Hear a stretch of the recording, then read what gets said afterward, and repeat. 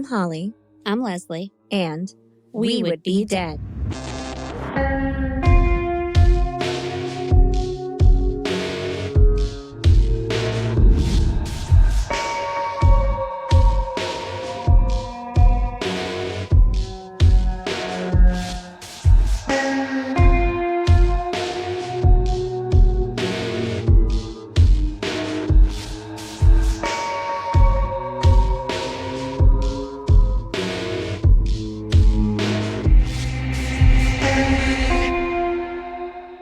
Hey, Leslie. Hi, Holly. Hey, Fiends. Happy Black History Month. Ooh.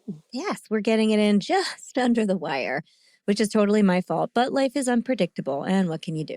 Yeah. Right? Yeah. I feel that. I think we all do. It's just a wild time in general. Sure is. Always and forever. I've just come to the conclusion that it never is going to settle down. No. Nope, it's always the same. So today we are talking about the mysterious and I would venture to say suspicious death of Tamla Horsford. And for those of you who might kind of have bells ringing at that name and recall this case, Tamla was the woman who died from falling off a balcony at an all-football mom sleepover. Or at least that's how it is posited that she died. Ooh. She was also the only Black woman in attendance at this event. Okay. And there are a lot of questions surrounding what actually happened to her. This case is very frustrating. I'm just going to warn everyone right now. I keep saying I'm not going to do another unsolved case, and then technically this one isn't unsolved. Technically it is solved, but is it? So yeah, it's going to be frustrating. I know for me, it makes my face just grow more and more haggard by the minute. Yeah, I can see it wearing on you. It's terrible. Ugh. I'm afraid what I'm going to look like when I'm done, to be frank. Ooh. Yeah, it's not going to be good. I don't even want to get there. I'll have to hide my face behind one of these curtains. Awful. Yeah, I'll just... But then you'll be velvety smooth. I will. The studio is lined with green velvet curtains. So yeah, that's what I'm talking about. But I have tried every remedy known to humankind to perk my tired face up, but none of them have worked. However, I do remember hearing the legend of one magical ingredient that can take care of everything I just mentioned in one shot. And that ingredient is just a little pinch of... validation, a hill worth dying on. I like when it gets soulful. Do dumb twats. If you missed that episode, you're confused. Yeah. It's okay. You'll catch up. It's fine. I have faith in you. That's right. Validation. And Leslie, our friends can give us this priceless ingredient totally free of charge. But how? But how, you must be asking yourself. Oh my God, with anticipation. Extra excited this week. Well, I will tell you. Simply head on over to Spotify or Apple Podcasts and leave us a 5-star rating and or a friendly review. I feel like we just woke everyone up. We did. This is like a boarding lesson. They're like, man, they're getting it right now.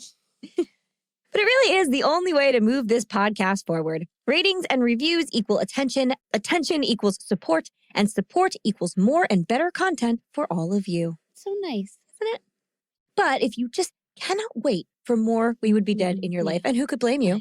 Don't worry. You don't have to. Yeah, you can support us over on Patreon. Ooh, spooky this time. I like going deep. I just love it. It's a soulful moment. It feels right for me. Yeah, it looks right. Yeah. It's really digging in the depths to surprise us all. Yeah. I like it. You have a soulful voice. You're just an old soul. Really? So on Patreon, for just a few dollars a month, you will gain access to our entire catalog of 30-minute horror movies, our special minisodes, our weekly after show, Host Mortem, which is available in both video and audio formats. Maybe you want to see our faces. Maybe you don't. Both are okay.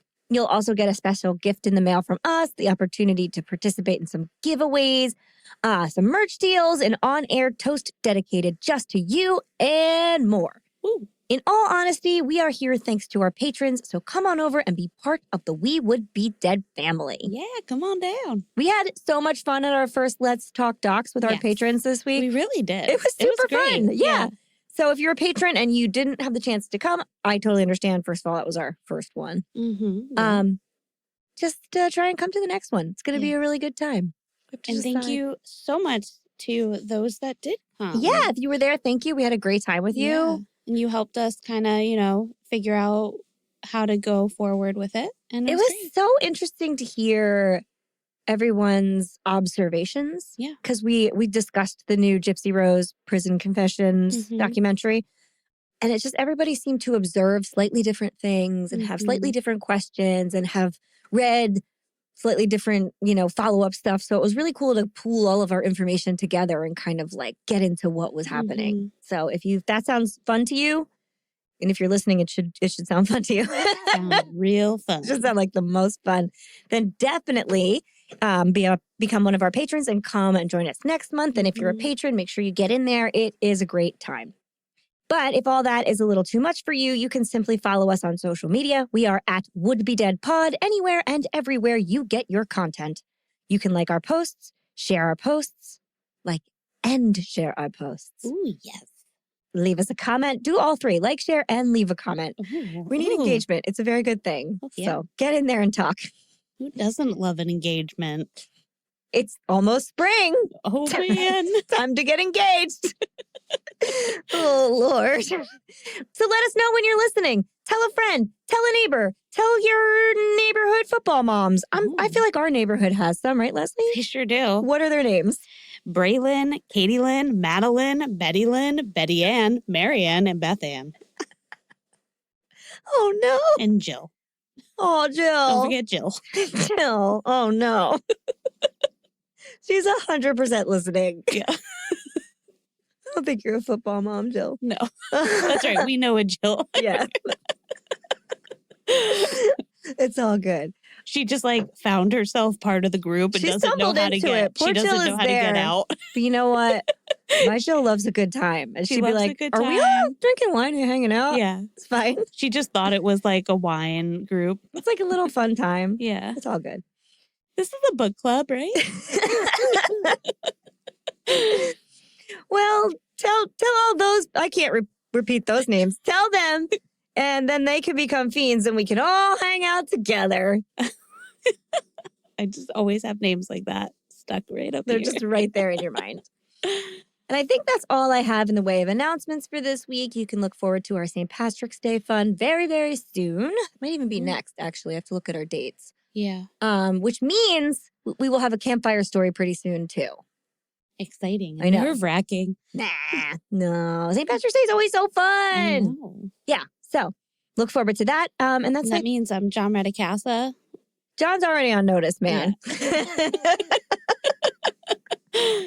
Better get working on something. Make that soda bread. I dream about that soda I bread. know. It's so good. And if you guys watched our campfire story either last year or the year before, then you would know John makes the world's best soda bread. Yeah. And you could be involved in watching us have that. Yeah.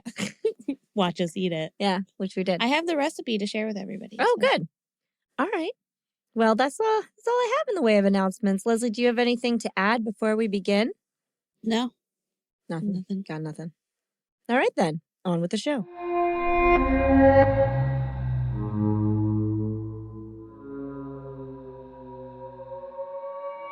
I have to say right off the bat that if you're outraged about today's case, and a lot of you probably are, don't worry, so am I. Ooh. Yeah. I approach every case we cover like a blank slate, even the ones I know a lot about. I assume when going in that I don't know everything, because I never do, and I prepare to be surprised, because I always am. There are so many times where I go into a case and I talk to Leslie. I'm like, I think this, and this case is going to be this because of this. And then a few days in, I text her like, oh, no, different. Like that does happen a lot. So I don't stick my mind on something and not change it. I am totally malleable when it comes to that. She is a flip-flopper. I'm not flip-flopper. There's nothing wrong with it. Open to learning. Right. You're flip-flopping around. No, not flip-flop. It doesn't have to be a negative. Oh, God. When we cover unsolved cases, though, that have received some amount of attention, especially the ones that garner a lot of theories, I do get nervous that I'll sit down and look at the facts. And you and I have had this discussion a lot. And I'll see the simple answer that no one wants to hear, which is the popular opinion. I've said it before. I'll say it again. I am not looking for a murder. I'm never going into a case going like, I want this to be a murder. I just want the truth. That's all. Mm-hmm. And I know that y'all weren't super thrilled when I said I thought Rebecca Zahow died by suicide. But no matter how many times I laid out the facts, all of them, that's the answer that I came to. It was just there in the information. I don't lie or bandwagon or sensationalize for clicks, and neither does Leslie. We have had that agreement since day one. But this case is different. The paperwork just doesn't work on paper. Mm. And while there may be a lot of layers to it, you have to peel back just one to see that something is missing and everything is a little off. Okay. So let's get into it. On November 3rd, 2018, 40-year-old Tamla Horsford attended a sleepover party with 9 other football moms. They were supposed to be casually celebrating host Jeanne Meyers' birthday. Is Jeanne a popular Southern name or something? I've only ever seen Jean-Benet Ramsey and this Jeanne. Yeah, probably. Jean. Yeah, Jean-Luc Picard. They're all Star Trek fans. Yeah. That's why. Thank you. Well done. John. Just keep going. Jean. Say it a lot more times. We'll work it out. Why is it not clicking? Sean, Jean, Ron. Flan. John. Anyway. I love what just happened. I was trying to think of the Martian character from, I think, DC. Oh, I can't help you there. John. Jean. Just keep saying it. Oh, no. Why is it not clicking? I don't know. It'll come to you. Or it won't. Last time I thought something would come to you, it never did. It never did. So anyway, these moms are celebrating Jeanne Meyers' birthday. They were going to have snacks and drinks and play games and watch the LSU game together. And because they would all be drinking, they were all invited to stay over so that no one would drive drunk. Hmm. Okay. I've been to parties as an adult where you stay overnight because it's irresponsible to leave afterwards. I get it. Jeanne had just gone through a divorce and her children were at their father's house for the weekend. This meant that her spacious 6-bedroom, 5-bathroom Cummings, Georgia home could easily accommodate everyone, and everyone being 9 white women and Tamla. Ooh. Yeah. The next morning, the Forsyth, some people pronounce it Forsyth. I can't really get a read on which one of them is right. There's a lot of both. County Sheriff's Office would be summoned to the spacious home of Jeanne Meyers, where by 9:07 a.m., they would observe the unresponsive body of Tamla Horsford lying in the grass in the backyard and declare her dead, without taking any life-saving measures, calling an ambulance, or really, they really just looked at her and said, she's dead. Oh, wow. Yeah. And I think we're enough episodes in now to all know beyond the shadow of a doubt that's not how investigations work, especially a 911 call. An ambulance always shows up with a 911 call. It doesn't matter. An ambulance showed up to collect Elmer McCurdy, who had been dead for 70 years and was just a mummified torso, and they still sent an ambulance. Yeah. No ambulance. Okay. See, I told you it was going to be an angry case. So they just declare her dead right away. Tamla was laying face down all the way, straight face into the grass, not turned left or right, which is extremely uncommon. Her body was straight. Her arms were straight at her sides, not over her head, down at her side. So laying face down, arms down behind her, legs straight out. Okay. There is no natural way to, you would never lay like that. And also, I struggle to think how you would fall like that. We'll get into that. Don't worry. When the police get there, one of her arms is bent up next to her side. But every single person that reported seeing her before the police get there state, beyond a shadow of a doubt, that both of her arms were down by her sides. Okay. And yet, they all say that nobody touched her and nobody, tried to take a pulse or anything. That's the weird part to me. Very curious, right? And they don't just say, oh yeah, this is how they positioned. They say all of them too. It was the weirdest thing. Her arms were both down by her sides. I don't know how that happened. They all make a point to say it, and then that's not how she was laying. So it's very strange. So by the time the police get there, the scene is also not bloody. This is supposed to be like, a fall, supposedly. Her body was in full rigor mortis, and there didn't appear to be any signs of a struggle. There were no visible injuries other than a cut and bulge on her wrist and some little abrasions. Party guests were horrified, thinking that maybe she had taken her own life, which would be real weird. Though Tamla suffered just one fractured bone, one fractured vertebrae, and no damage to her skull or lower extremities, these are all indicative of a fall from a height. Okay.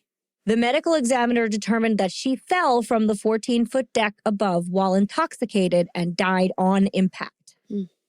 If you're wondering, can you live through a 14-foot fall? Absolutely. Yeah. Many people do. It's 18 and above is the... Definitely dead. Yeah. 14, it is technically responsible for the most deaths, but it's only because the most people fall from that height because it is a common ladder height. Yes. So the statistics here are super skewed. Like, you cannot judge the relevancy of like her possibly falling by that. It just happens to be what the most people fall from. And the medical examiner also like immediately declares her death an accident. Right away, that's the police officer. The guy that like the responding officer was like, this was an accident. She fell. Right. Without any investigators. This is just responding officer. Okay. The other partygoers agree. What a horrible tragedy. So sad. But Tamla's friends and family thought this sounded completely ludicrous. And when they asked for Tamla's autopsy report, they found that no photos were taken, only one X-ray was provided, and no sexual assault kits or fingernail clippings had been logged. They just looked at it and said, we know what happened here. We don't need to prove it. We're done. That is not procedure. Right.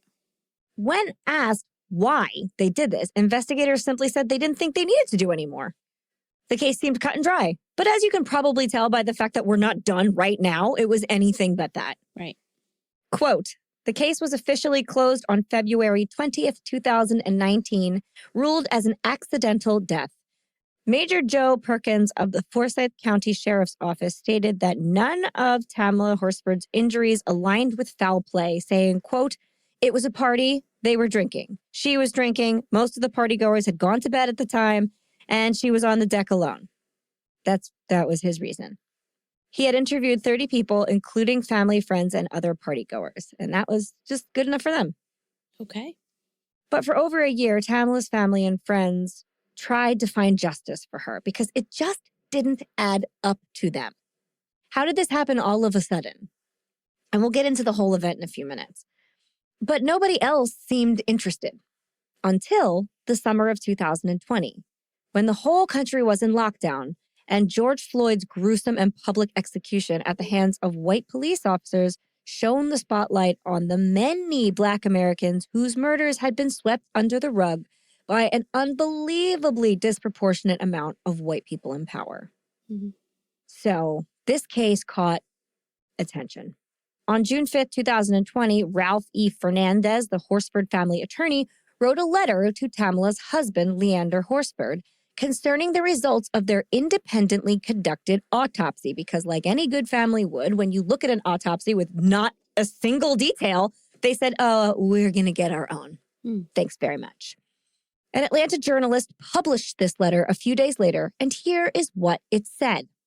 Dear Leander, 2 weeks ago, we finished the exhaustive review of the records related to investigation into the death of Tamla.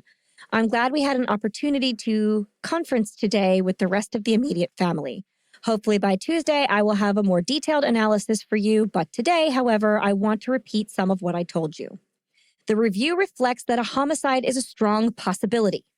So they found something very different. Witness statements are in conflict. A potential subject handled the body as well as the evidence prior to law enforcement's arrival. Evidence was disposed of and no inquiry followed. The scene was not preserved. Evidence was inappropriately handled. The investigation was compromised by unauthorized access and disclosure to potential targets and witnesses. A remarkable fact is that there were no photographs taken during the autopsy of Tamla's body. This had to have been done at someone's directive because such a practice is unheard of, and it is. Let us address one issue as a sample. In reverse order from the above, it appears that Tamla was involved in a struggle. There were abrasions noted consistent with this scenario. There were parallel scratches to one arm. Since they were fresh, photos would have proven recent use of defensive force, but having no photos comes to their detriment. There was one X-ray, yet the injury noted as the cause of death appears nowhere. Getting the records has been another monumental task, to say the least. I could go on and will in a few days. Forsyth County Sheriff's Office employees have been the subject of much criticism. The case agent was a close friend of the subject, who turned out to be the leak of the ongoing investigation. The town of Cumming has a history which raises eyebrows. After conducting my extensive review, I have come to the conclusion that the truth never had a chance here. Let me conclude by telling you that my years of experience led me to believe that 80% of cases where African Americans die under mysterious circumstances end up closed or cold because there are no videos and the only witnesses are bad guys or good guys that deep down are really bad. Then you have cases where law enforcement does a poor job and cares little to investigate thoroughly because of some connection or association to the perpetrators. Take the Ahmaud Arbery slaying recently. Without the video surfacing in the media, there would never have been an arrest in that cozy relationship between the perpetrators, prosecutors, and investigators.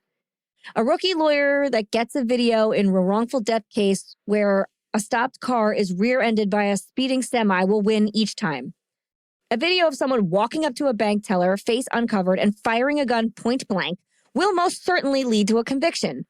But those facts are not what we are dealing with here. Here we are fighting an uphill battle because those who wear the badges and were entrusted with the investigatory tasks failed you. But this is not over. It will never be over. Be safe, be strong. We will get to the bottom of this. Sincerely, Ralph E. Fernandez. That letter exploded in the media, and with good reason. Yeah. The Black Lives Matter riots were an international outcry for justice. And after this, Tamla Horsford's case was brought right back into the spotlight. Celebrities like Kim Kardashian, 50 Cent, and T.I. were calling for re-examination by the Georgia Board of Investigation of Tamla's case. So this was like Twitter famous. So it caught on to a lot of celebrities. It was all over social media. She had a hashtag. Tamla's Change.org petition blew up. And suddenly, millions of people who had never heard of this vibrant mother's strange and tragic death were reading a sloppy and incomplete investigation of what was becoming an increasingly obvious probable hate crime. Oh, my. Yeah, this is wild. Because it was nothing dead in the water. And then when it resurfaced, suddenly Georgia was like, oh, no.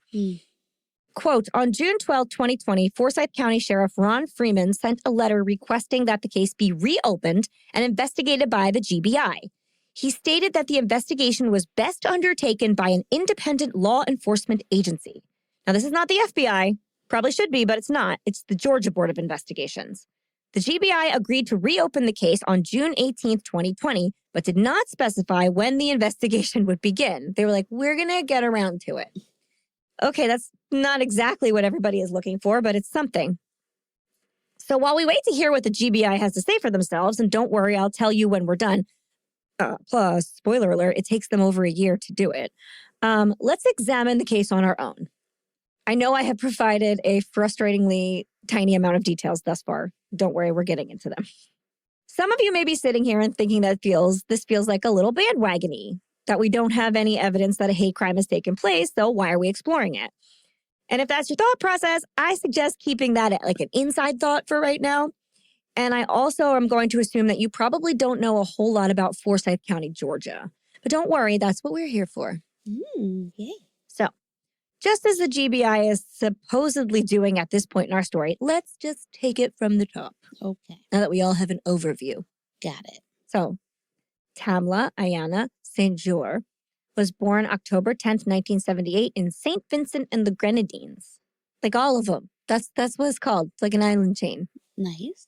Very pretty. She lived there with her family until they moved to the Bronx in 1989. And as an adult, Tamla moved to Florida, where she met Leander Horsford, and the two fell in love. Leander had one daughter from a previous relationship who Tamla took to immediately. And she was really young when they got married, so Tamla's raised her as her own. This is her mother. Leander and Tamla were married, and together they had 4 sons. In 2012, 2013, we don't have an exact date on this, the Horsfords relocated to Cumming, Georgia for Leander's job. And shortly after that, they welcomed a 5th son into the world. Wow. I know. Tamla was a really busy woman. Yes, she was. So she was a stay-at-home mom, but like probably the busiest stay-at-home mom. 6 kids? My God. I know, that is wild. I can't imagine. But she loved being a mom, and she was super involved in all her children's lives and all the activities. And like she was in there. She volunteered in classrooms. She was that mom. Photos show Tamla smiling and dressed up for Halloween, ready to hand out candy with her husband, or sitting on beaches with her family and posing with her 5 immaculately dressed boys for portraits. She has one of those pictures where it's like they're all in the same plaid shirt, but there's so many of them that you're like, oh my God. A sea of plaid. It is a sea of plaid. Friends described her as the life of the party, which I know you guys like, I don't like to say that, or like she lit up a room. Because no, that's like the thing.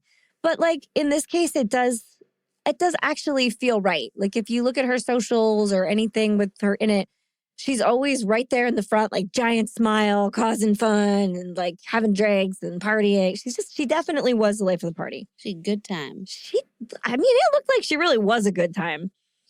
And she did have lots of friends, but she was always happy to make more. Her husband said like she never met a stranger, because people were always immediately her friend. Isn't that cute? I know. Naturally, when her oldest son started playing football, Tamla was right there for every game. She was known for bringing a bullhorn to games so she could be heard on the field. So she would be like yelling stuff and like, hey, ref, I don't know anything about football. But her catchphrase was, can't stop greatness. Oh, okay. So she was one of the yelling ones. Yeah, for sure. She had like a... Oh, she had a lot to say. Okay. And everybody says that was her thing. Can't stop greatness. And they were like, that was a really good motivator for kids. Like the kids liked it. So now it's November of 2018. Football is in full swing. I guess that's football season. I know nothing. And Tamla's son is playing varsity that year. Oh, good for him. Yeah, he's doing good.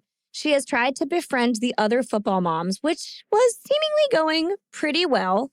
But these other moms had all known each other for years, like forever, since their kids were born. But despite the tight circle, they did begin to include Tamla in their sporty mom sisterhood. She and her son had been invited to carve pumpkins with the gang at fellow team mom Jeanne Meyers' house right before Halloween. I get the idea that Jeanne's house was like the house where everybody goes for stuff. Tamla enjoyed watching football. Like a big couch and everything that they all sat on. She has the biggest couch I've ever seen. Okay. It's in pictures. I was like, that's a sectional, but it's like 10 sectionals. It's nuts big. It's so funny that you thought of that. 100% true. I guess that's a thing if you host a lot of people for a sporty time. Yeah. Cool. I can picture it.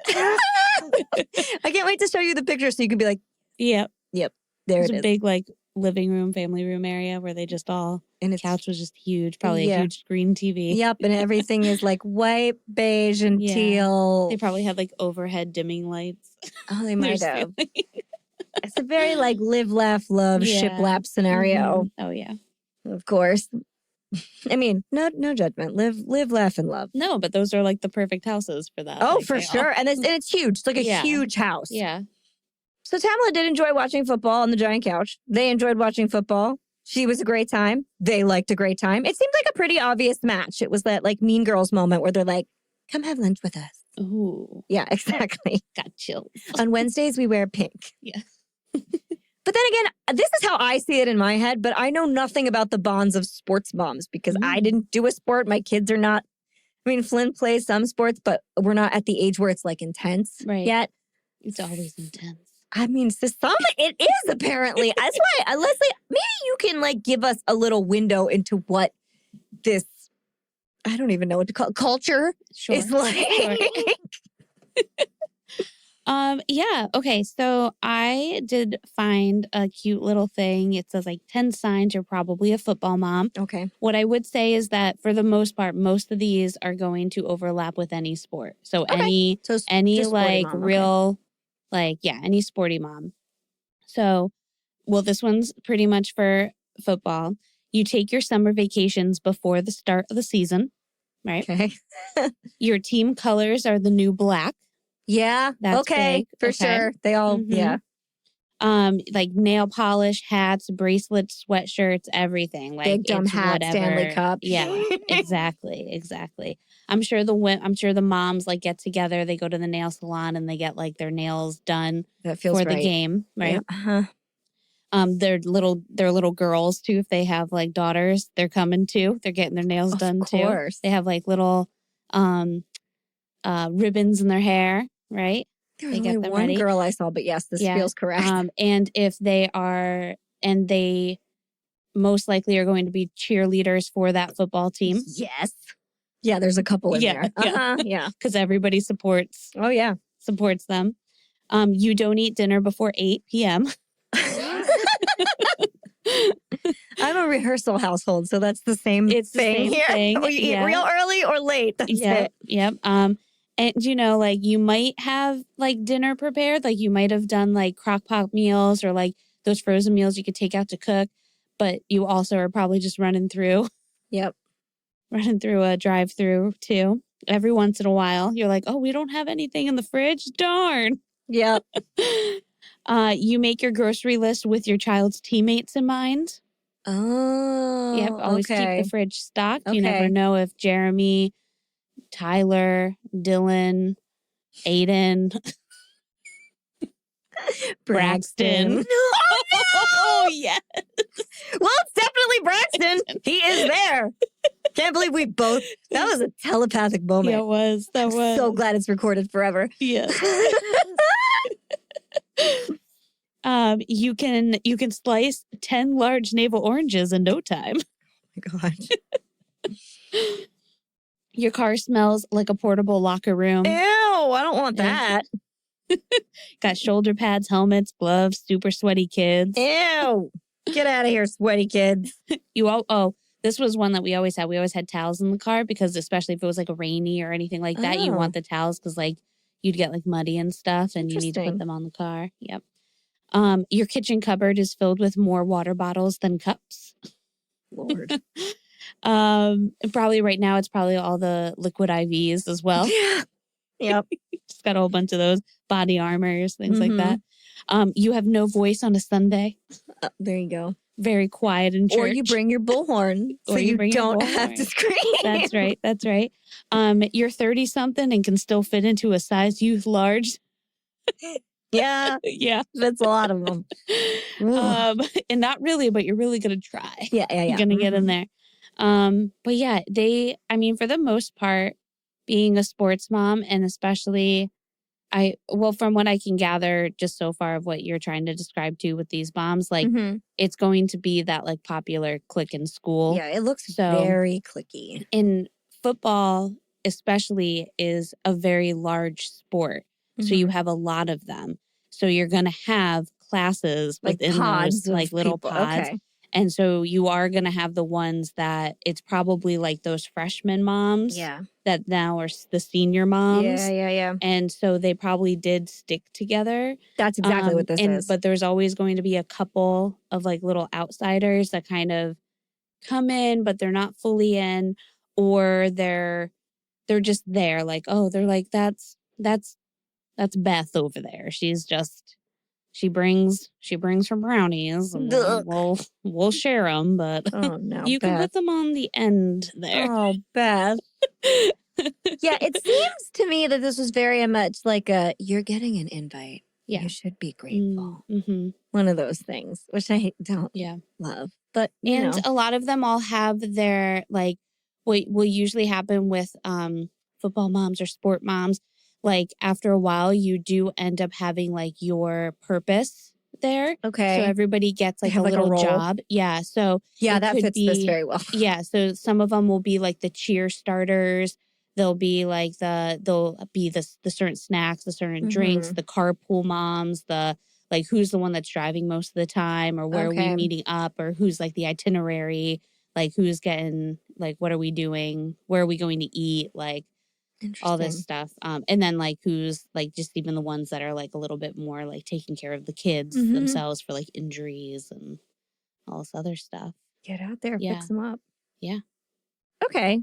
All right. Oh, who's bringing the face paint and the colors and the streamers? Who's decorating the place? Not who's got the face paint. Who's got the pads for the bleachers? Who's saving the seats? That sucks. If your job is saving the seats. Well, Katie Lynn always gets there early. She gets there early. Her daughter's on the cheerleading team. They get there early. She drives the bus. Katie Lynn just brings so many blankets to save seats. Yeah. Bless her heart. Yeah. They all have Snuggies with the team name on it. She's not invited to like every party, but like she's useful. No, she's there. Okay. All right. But she comes early and she'll set up. You know, sometimes you need one of those. And she stays late. She cleans up too. If you come to my house early to a party, you have to leave.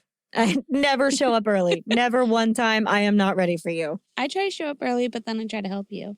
That's nice. You can. You get a special exception. Thank you. So, okay, I feel like I had like some understanding. I get it. And they're very like a mom village, right? A mom village, yeah. They are a community, and they're very prideful. They're mama cubs, like mama bears, mama cubs, mama bears. They're big mama children. Yeah. Well, kind of. So Tamla got invited to pumpkin carving. That was like her into the in crowd. Okay. That was the first thing she really did. That is something that they would do too. At Jeanne's house, everybody's carving pumpkins. We're all going to get together. Yep. We'll watch the game. So that was a big deal.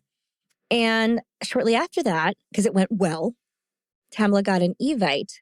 It was on Facebook, but they call it an Evite everywhere. I think it was a Facebook event or something. From fellow team mom, Stacy Smith. Now, the Evite was for an all-girls sleepover party to celebrate Jeanne's birthday. Okay. Woohoo. It would be at Jeanne's house. The party started at 7, and it was BYOB.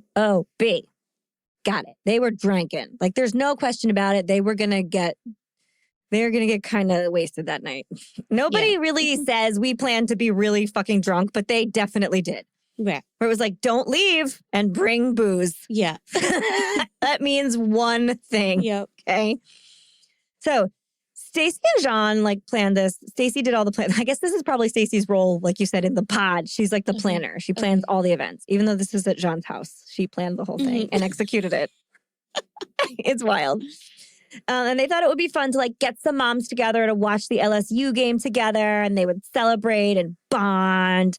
And it was her birthday, so, And since everyone would be drinking, they were encouraged to bring their PJs and spend the night for a slumber party. Which, listen, a lot of people are like, that is so weird. Adult sleepovers are not a thing. And yes, they are. Mm-hmm. I mean, we'll talk more about them later, but I've definitely slept over or had people sleep over in my house. Yeah. It's a thing. It's a thing. Relax, people. Yeah. That's not the suspicious part. There's a lot of suspicious parts, but that's not one of them. Mm-hmm.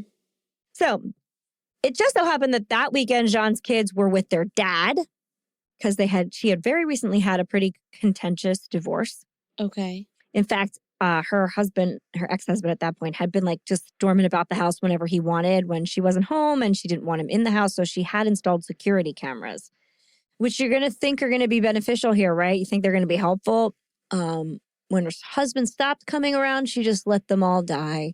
Ah, okay. So we don't have any security camera footage. But they were sitting there as though she had them. Okay. They just weren't on. So anyway, the Evite, there is some conflicting information about this. One says it was only the women that showed up, and another said 20 people were invited and 9 people came. Okay. I don't know. It doesn't make a difference. So the people who came were Stacy Smith, organizer. Okay. Her job. Jeanne Meyers has the house. I feel like that's her purpose. She has the house. You can use the house. She doesn't do anything in the house. The location. Yeah, but she has the location. Okay. Yeah. Nicole Lawson, Marcy Harden, and Bridget Fuller, Jennifer Morell, Sarah Kosseram, Paula Seals, and Tamla Horsford. And all of these people plan to attend. That's who's coming. Okay. And I will say, if I have to look at this right now and tell you what their jobs were, I know that like Nicole, Marcy, and one of them came early and set up everything. Okay. I know that Bridget like bought all their booze for them. Mm-hmm. Okay. They all have roles. Yeah, and she cleans everything. She's got like always cleans up everything. Okay. I am not sure what the other people's occupations were, but I know that it's so funny that you said that because now I'm looking at this and going, oh yeah, that fits. That's 100% correct. Yep. And it's not their first time. Like they've done this. No, they're organized. So they know what they're doing. Absolutely. Yeah. So Tamla decided she was going to go, but she did express to her husband that she was like a little nervous about the whole thing because she really didn't know these people that well. She had only known Stacy and John for a couple months, and she had only been like hanging out with them for like 3 weeks. Right. The other women she didn't know at all. Some of them she had never met a day in her life. Mm-hmm. But it was socially good for her. She thought like it was good for her son's football, and it was good for her to have more friends or better. So she was like, I'm going to go. It's going to be a good thing in the end. And it does, one of the things that matter is those clicks. Yeah. For your kids on the field sometimes. Really? Sometimes it matters. So it's really beneficial for you to get in beneficial, there. yes. Okay, all right. So I can see how she'd be like, I should go. It can be beneficial. Right. So it's kind of like, why not do that? Because one, you want to socialize just as much as you want your kid to socialize. Like it's a good, it like looks good and it helps, it helps your kid feel confident too. Like, okay, we're all like a part of this together. Sure. But some people do have the ear of the coach and things like that as well. So not that that's necessarily what Tamla would be like initially. Right, like, but I'm sure that kind of permeates the culture. It does. Yeah, you're just like, okay, well, if there's ever an issue or something like that, you need to have people on your side. You need to have like a crew. And and this is the way to get it. So it would be a desirable thing to be like in this clique of women. Yeah. It's like you feel like it's a smart move. Okay, yeah. I totally get that. So she agrees to go. So on November 3rd, Tamla picked up a bottle of tequila. Now this is like a nice tequila that she said, in some reports she said she had gotten it from Mexico, or maybe it was just from Mexico and I don't know. But it's like a blue bottle and it's nicer tequila. Mm-hmm. All the blue bottles I have looked at are like a silver tequila. Or like a straight up agave tequila. Mm-hmm. And there are definitely some really expensive bottles. Mm-hmm. This is like a mid-range, I believe, but still. And she was going to give this to Jeanne as a birthday gift. That's what she planned. Okay. She packs a bag with a fluffy white onesie with little gray paw prints on it, which she thought was like pajama party material. Right, so cute and fun. That is not how these women dress. And she packed a few other necessities. She made a casserole for her family to heat up in the morning for breakfast. So responsible. Said goodbye to her children and husband. And her husband had agreed to stay home with the boys that night a little reluctantly. He's like, but she was like, I do all of this all the time. You need to, you got to do it. And he was like, okay. So then she says bye to everybody and she leaves. And see, I bet you the women in that group made her feel confident to do that. Because they absolutely did with their husbands. That was in some of them we'll find out later. But you're right though, because that's in some of their interviews. They're like, oh, her husband was dragging her feet, and we were like, come on. Mm-hmm. So oh God, see, it does fit like a formula that I just wasn't linked into. We do so much all the time. Oh yeah, you're a super mom. Yeah, always. I love a Southern accent. Yep. So at this time, it should be mentioned that Tamla's stepdaughter is 24. She's like older than the boys. Okay. And she lived out of the house on her own and was expecting her first child. So Tamla was about to be a grandma. Aww. It was a little girl. Yay. Mm-hmm. So, and she was over the moon. They were very close, the two of them. So she's 24, Tamla's 40. They're not super far apart in age. So they have like a very close friends, not friends, like she was a mom, but you know what I mean. They had a very good bond. So on the way to this party, Tamla, who goes by Tam everywhere from everyone. So if I switch over and that appears in my writing, it's because that is how she is referred to by every single person. Tam or Tammy, always. So on the way, Tamla apparently stopped at her friend's house who had been going through a messy divorce, which delayed her arrival at the party a bit. So she didn't get there until 8:30. This information comes from Stacy, who apparently knew her the best. And when Tamla arrived, she was like, oh my God, my friend's going through a divorce and I had to stop there. That's why I'm late. This is all according to Stacy. We can't ask anybody else. You know what I mean? Because we don't have the friend. We don't know who it was. So at 8:30, Tamla arrived at 4450. What if it was one of those she was just running late and came up with an excuse? No, it's just out there. What a great, insane excuse. If you just were running late and you're like, my friend is having a very messy divorce and I had to go to her house and console her for a little while. It makes her look like a really good friend, easy to talk to, and she's a good listener. Just a wild thing. Yeah, she's like, I can be the listener of the group, guys. Yes. Yeah. I can do it. That's really funny. So she arrives at 4450 Woodlet Court in Quail Hollow, a subdivision of Cumming, Georgia. This is hilarious because I know someone that lives on like a quail road. Really? And they would be also the house that everybody would come to. So fucking bougie. Kind of, yeah. Because this is insanely bougie. Like, I went deep to Quail Hollow. I went into all their Facebook boards and stuff and like tried to feel out. There are no Black people there at all. Not that I could find. It is very white. It is very rich. It is very McMansion-y. All the houses were built in like 2012. They all have the same doodle dog. Yeah. There's I swear to God, there's like six pictures of the same kind of doodle dog. There is like a community, like a neighborhood pool that's immaculate with a pool house and bathrooms. They have boards where they have events and stuff. Nice. And and their biggest concerns really seem to be dogs pooping where they're not supposed to and outsiders trying to use the pool. Yeah. They do not like outsiders coming in at all. That is clear. They also have like a Christmas light competition. The Facebook board is like 5 million pictures of people's Christmas lights on their enormous houses. Yeah. It's that kind of thing. And though the houses are big, in excess of 3,000 square feet per house, they're huge. Okay. In true McMansion style, the lots are not big. So it's like a lot that kind of just fits your house on it, you know? Right. And most of them are located in cul-de-sacs and situated very close together. Now, if you're wondering what kind of house accommodates 9 sleepover guests comfortably at the drop of a hat, this one.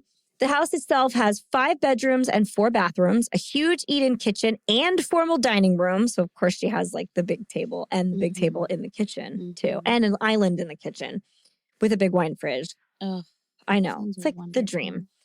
She also has a big giant living room. And I had this typed in here before you even said it with an oversized sectional sofa. It's so funny. Master suite with bathroom and sitting area. Yeah. A second floor deck with a large area that has an in-table fire pit. Okay. A first floor patio with a seating area, a basement with a home gym with like the mirrored wall and all the stuff, and a home theater with the couch and the big giant TV, and an in-law suite, like a little apartment. I don't think it has a kitchen, but it has like a living area, a bedroom, and then like it looks like a craft room or something. But I feel like she used their kitchen. I'm not 100% sure. And that's where Jeanne's Aunt Madeline lived. Aunt Madeline is a character. Wait, so there's a Madeline. Yeah. My ladies That's from the so beginning. funny. Aunt Madeline. Yeah, she's older than the gals. She lives in the basement apartment. Okay. She loves Jesus. Loves religion. Yeah. So she's so religious. Like the most religious. She also is not as conservative as one might think. She was like a Hillary Democrat and she likes pot. There you go. That's what I know about Aunt Madeline. She comes back later in a big way, so that's kind of important. So though the deck and patio are really nice, the rest of the yard is like a 5-foot rectangle of grass. Right. So if you are familiar with like the McMansion verse, a lot of them are kind of like that. They use every foot of their property on a house. Not all of them. Some of them are on great big areas, but that's how this one was. And at this point, because it's November, it's just brown grass to the fence line. And their house is like the only house in the neighborhood with a fence too. Okay. Everything else is open. They are completely fenced in. Party house. Yeah. And there are houses on either side. They are surrounded by very close neighbors. Yeah, I can picture this. And then the back is woods. Yeah. So when Tamla arrives, Jeanne, Stacy, Marcy, Nicole, Bridget, Jennifer, and Sarah, which is not the names you mentioned, but like not that far off, are all there. But so is Jeanne's younger boyfriend, Jose Barrera, and Stacy's husband, Tom, which was against the rules. It was supposed to be ladies only. Some girls' night, right? Apparently, these two guys were supposed to go out together. Like, the menfolk can amuse each other. Right. You know. Tom's sister-in-law, so Stacy's sister, had a gender reveal party earlier that day at their house that they hosted. Wow. She's still in college, the sister, having a baby. All her college friends come to stay at their house and have a gender reveal party. They're also from out of town, so they're all staying at this house. Okay. So after the party, Tom and Stacey were like, well, we're leaving. Right. Can you watch our kids? And they were like, yes. So their kids stayed with the sister and all the college friend. And Tom just thought it would be like incredibly inappropriate for him to be in a house with a bunch of college-aged women. I can feel that though. But can we not trust Tom with his pregnant sister-in-law and her friends? Why can't we trust him? Why can't he be in they all have McMansions. Why can't he be in his master suite somewhere? I know. That feels like a Southern male thing to do though. Yeah. I guess it was. I don't know. So the sister agrees. And that's not to say that they're all like that. Right. That's what she said in her interview was he didn't think it would be appropriate. What I should say is if he's a conservative male, then most likely it is not appropriate. Yeah. I don't know. Their social media profiles. And also he just doesn't want to. Yeah, that too.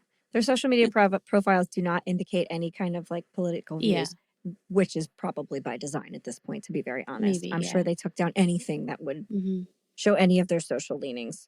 Maybe not, but like at this point, I feel like. And it's not even necessarily to be judgmental. It was just like, I don't know. Yeah. Oh, no, I know what you're saying. I think everybody gets what you're saying too. So Tom decides to hang out with Jose, and apparently he was going to like spend the night in the basement on the couch or something. They were just going to like sock in there and watch the game and then fall asleep. Yeah. Whatever. But Jose had a tummy ache that night. Oh, Jose. Ouch. And he didn't want to go out on the town. So the guy said they would just stay in the basement. Tom was like, all right, I'll just come over and we'll watch the game. So really he's just saying, I have the shits. I got to stay in. Yep. That feels correct. I had some bad Chipotle and we're not going out tonight. Yeah. That's what it feels like they're saying. But, whatever. Oh, also Aunt Madeline is there kicking around, making food. She made gumbo, so she was allowed to be there. It's fine. Passing out gummies. She's like everybody. Maybe. She's like everybody's aunt. She's just like, hi, girls. Yeah. Here's some food. Anyone else hungry? Aunt Madeline's starving. She's like, okay. No, and I only say that she's a cannabis enthusiast based on we'll get to one fact in a minute. And because on her social media profile, she does have like a big lengthy thing about legalizing cannabis use in like 2013. So I was like, oh, publicly she was for it. Yeah. All right, Aunt Madeline, whatever. So. Allegedly. After coming in the door in a whirlwind of good cheer and hugs and sorry I'm late, Tamla took off her shoes right away, left them by the door in a very Southern respectful manner.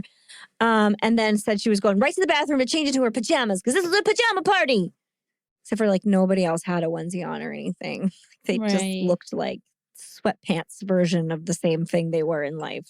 I gotcha. Just like a sweatpants and like a sweatshirt with some words on it. Or it was like an off the shoulder tee and also a scarf. So honestly, what I'm wearing right now underneath my bubble vest. Oh no, football mom. I look like a football mom right now for sure. It's okay. So she comes out dressed in her onesie and is like, I got a party, man. I got to get going. I'm an hour and a half late, got to catch up. So the first thing she does is she gives Jeanne the bottle of tequila. And she's like, here you go. This is for you. And Jeanne goes, no, I don't want that. I don't drink tequila. Okay. I'm sorry. That's rude. That is I don't care if you don't drink tequila. You say, thank you so much and put it on the bar. Yeah.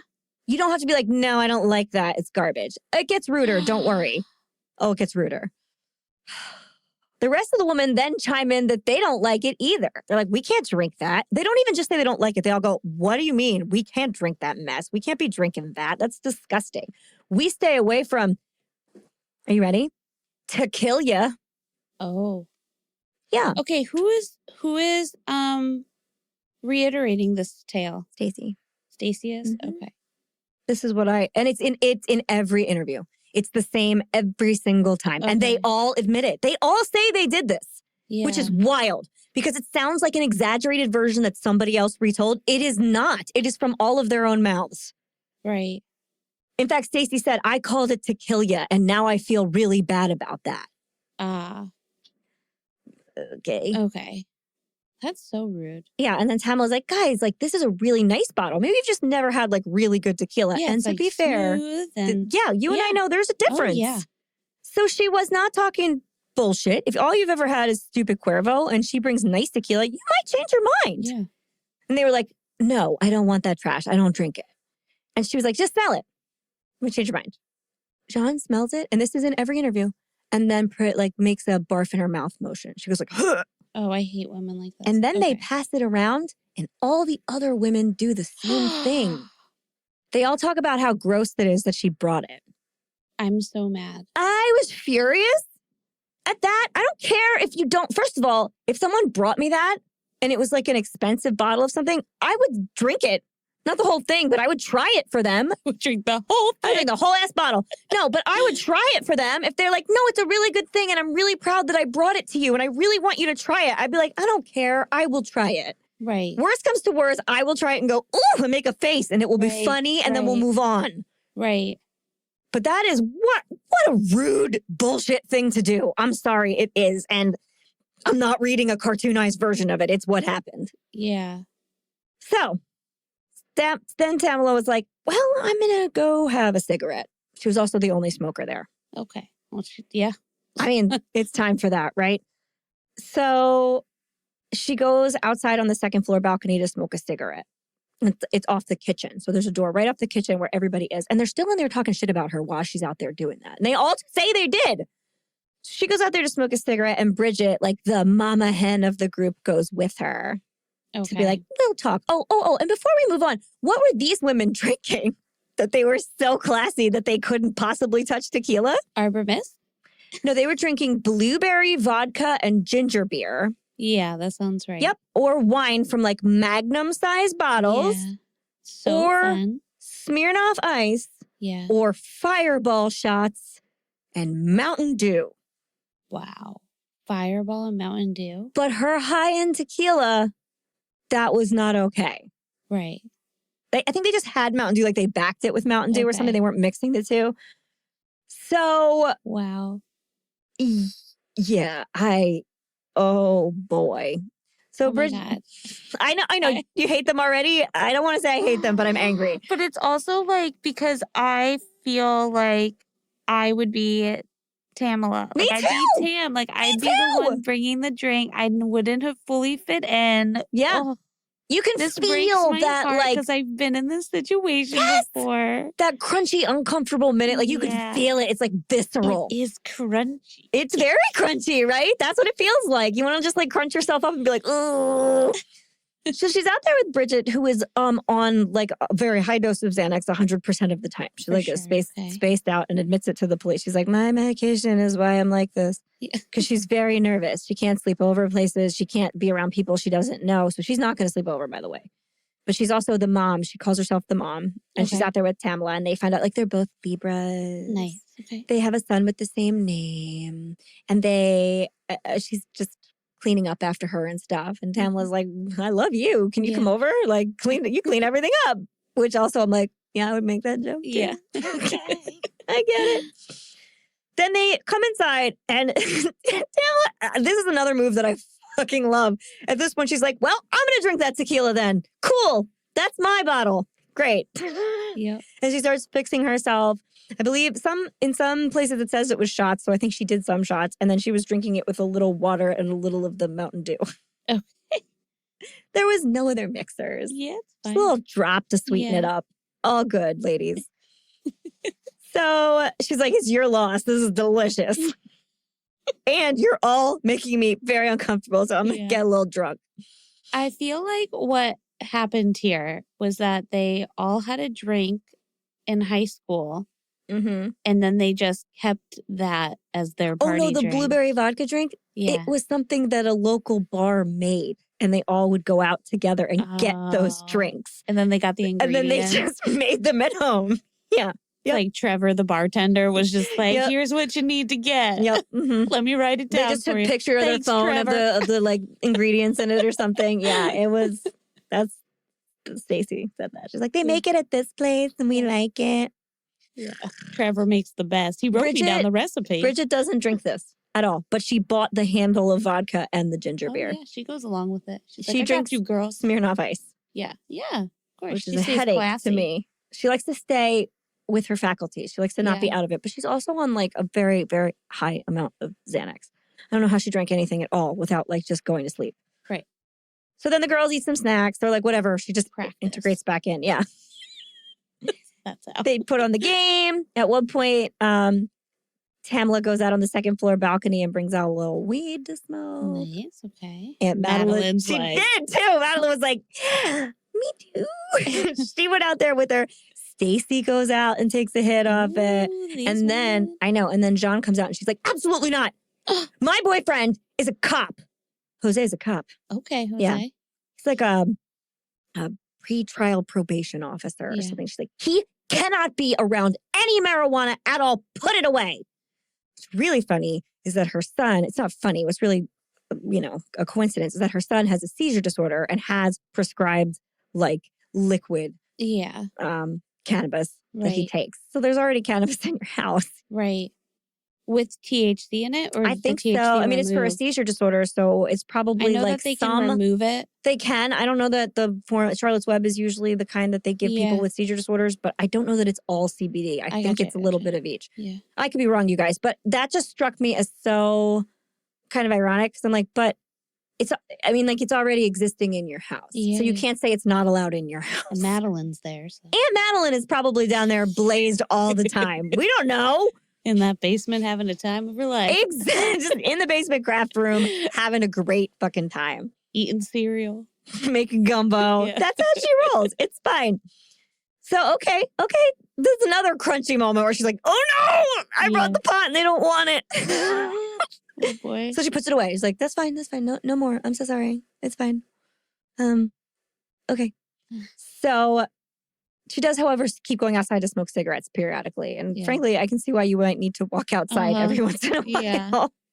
So at halftime, all the two men come up from the basement for cake and happy birthday.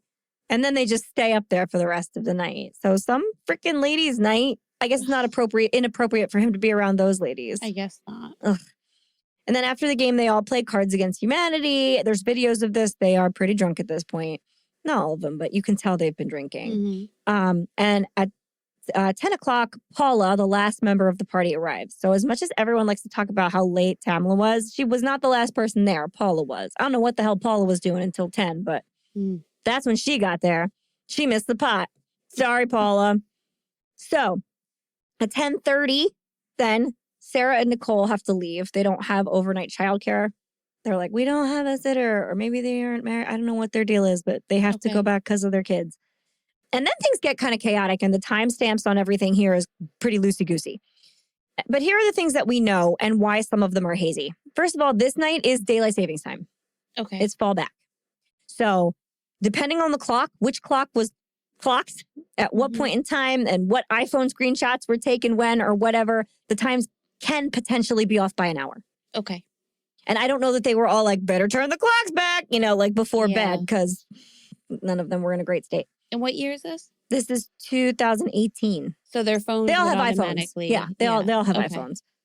Between 10:30 and 12:30, Jennifer becomes real drunk. She was the one drinking a magnum of wine. And she gets really loud and then kind of sad. Bridget says that Jen gets has like a meltdown. Like, nobody likes me enough. And I was like, yeah. Yep. And possibly she might have gotten sick. There are different reports. I think she probably did. Oh, for sure. Depending on whose interview you're going off. Mm-hmm. In that window of time, Tamla also FaceTimes with her husband and son. They talk and she flips the phone and everybody at the party says hello.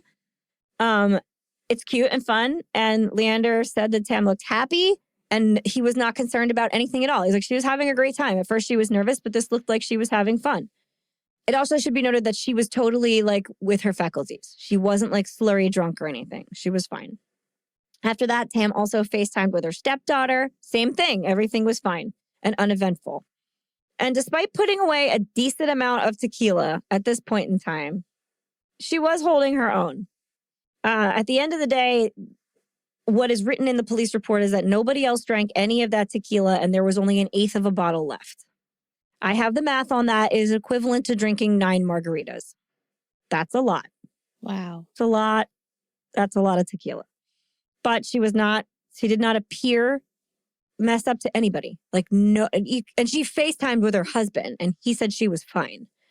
But she also was said by her husband to have an extremely high tolerance. She was a drinker, and she was like a hard liquor drinker. Okay. Her husband said that she could do shots of tequila all night long and still go salsa dancing in high heels. Both of them grew up in the Caribbean, where drinking is a huge part of the culture, and whether that was good or bad is not up for debate here. But science does back up the fact that experienced drinkers will see lesser effects from a higher blood alcohol content than your average social drinker. Mm-hmm. So tolerance is a real thing. People do have it. I'm not saying this is aspirational, but it is true. Mm-hmm. So when people say she had a tolerance, she did. She started drinking at 8:30 and it was 9:30, 10:30, 11:30, 12:30, 4 hours later. I guess that didn't put her over the limit. I mean, I would be dead, but it also matters how hydrated she was. Sure. Yeah.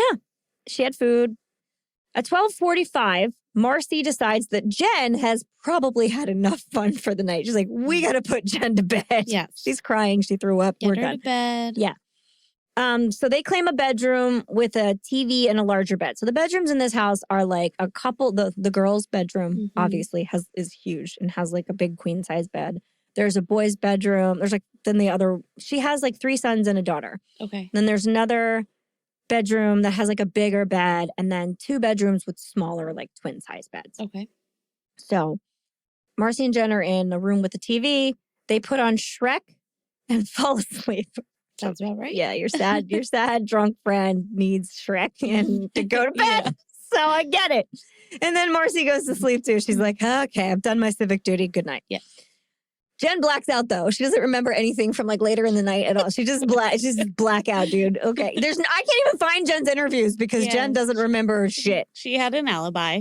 Everyone's like, she's fucked. But there's always one, and we can't judge because we've all been that one at one point in time. So it's fine. It sounds like this is the time to be that one. Yeah, it really is. If you're gonna have a blackout night, this might be it. Unless you're a really good person, and then no, it's not it. Yeah. So after Jen and Marcy go to bed, everyone's like, I guess I have to go to bed too. Yeah. And Bridget immediately starts cleaning up and calls her husband to pick her up because she's too scared. She calls herself in her interview the kid at the slumber party who has to call mommy and daddy. So strange. Boy, it is hard to wade through her interview because she wanders off topic really long and her words are very slurry and she sounds really childlike. And she always talks about like, I'm so nervous about everything that I was very uncomfortable to be around any other people. Like I didn't know them, so I would have to sleep with one eye open. Yeah, she says that. And I was like, oh boy, was there a reason that you might have to sleep with one eye open around these people? Because there could be. Oh, Bridget also wore a necklace with Xanax in it. So it was always with her at every moment. Like that's how much she had to be medicated at every point in time, which I was like, that's weird. But it's not. You can buy pill necklaces all over the place. They are a thing. Oh. Did not know.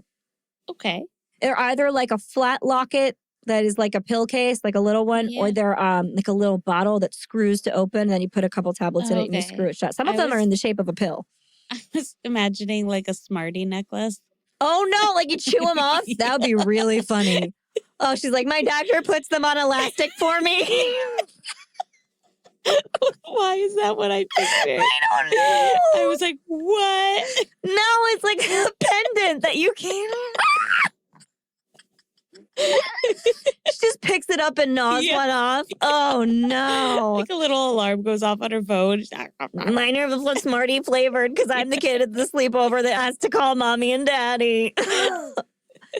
I'm sorry. I'm mocking this person and I shouldn't be, but like there is a lot going on in her interview and it is really hard to like wrap your brain around all of it. Okay. So anyway, perhaps she has a very, very severe issue. And you know what? I do have a friend who has such severe anxiety that he would keep medication with him at all times. It's the thing. Not in a necklace, but you know what? It happens. So then they're there. Jeanne and Jose go off to the master bedroom. Like first, too, like quickly, the person who lives there, like is like, good night. Aunt Madeline is like, well, to the basement I go. Paula retreats to one of the smaller bedrooms by herself. And then worst of all, Tom and Stacy start to wander off to a bedroom together, which sucks because of all the women there, Tam was the closest to Stacy. Stacy invited her. Stacy was like the person she kind of like knew the best there. They had actually hung out a couple times independently in the past 3 weeks and ended up staying up late, drinking wine and like gushing all their secrets. And according to, oh God, all this is according to Stacy, of course, who also states numerous times in her interview that Tamla said she was looking for new friends and trying to be a better person. And that's why she wanted to hang out with them. Aww. There is no proof of that anywhere at all. By all accounts, Tamla liked her friends just fine. She just was happy to make more. Right. Okay. Stacy also says that Tamla told her she had to move to Georgia because when she lived in Miami, she got in trouble with a gang, which is also false. They moved because of her husband's job. Oh, this is wild. I don't know why she adds those things in. Yeah. I think she's like, well, this poor Black woman needed us to adopt her, which is very white saviory and gross. Mm-hmm. But that's it came right out of her mouth. So that's what I'm reporting. Anyway, so no matter like why she made up this information or where she got it from, it is true that of all the women there, Stacy knew Tam the best. And Tamla was under the impression that they would be sharing a room or like sleeping in the same vicinity. So she'd have like a partner, you know? She doesn't know a lot of them and it can be very awkward. But then her husband decides to come and stay and they share a room instead of the husband staying downstairs with the boys. Okay. So like she kind of got ditched. Yeah. At this point, Tamla, who's still having a good time, all these lamos are going to bed, she felt wide awake. She was trying to get other people to stay up with her. And they were like, no, we have to go to bed now. Okay, we have to go to bed. And she told Stacy, like, I don't have a buddy now. What the heck, man? I'm sad. At this point, Tam says, you know what? I'm just going to go home. Yeah. Just going to go. I feel that. And Tom and Stacy like freak the fuck out. And they're like, you have to stay. You cannot drive. You've had a lot of tequila. According to Leander, Tamla's husband, he's like, she could have driven and would have been alive today if she had. According to the law, she definitely shouldn't have driven. Okay? Like her blood alcohol content, spoiler alert, comes up to be 0.238, which is high. It's a very high blood alcohol content. She should not have been driving.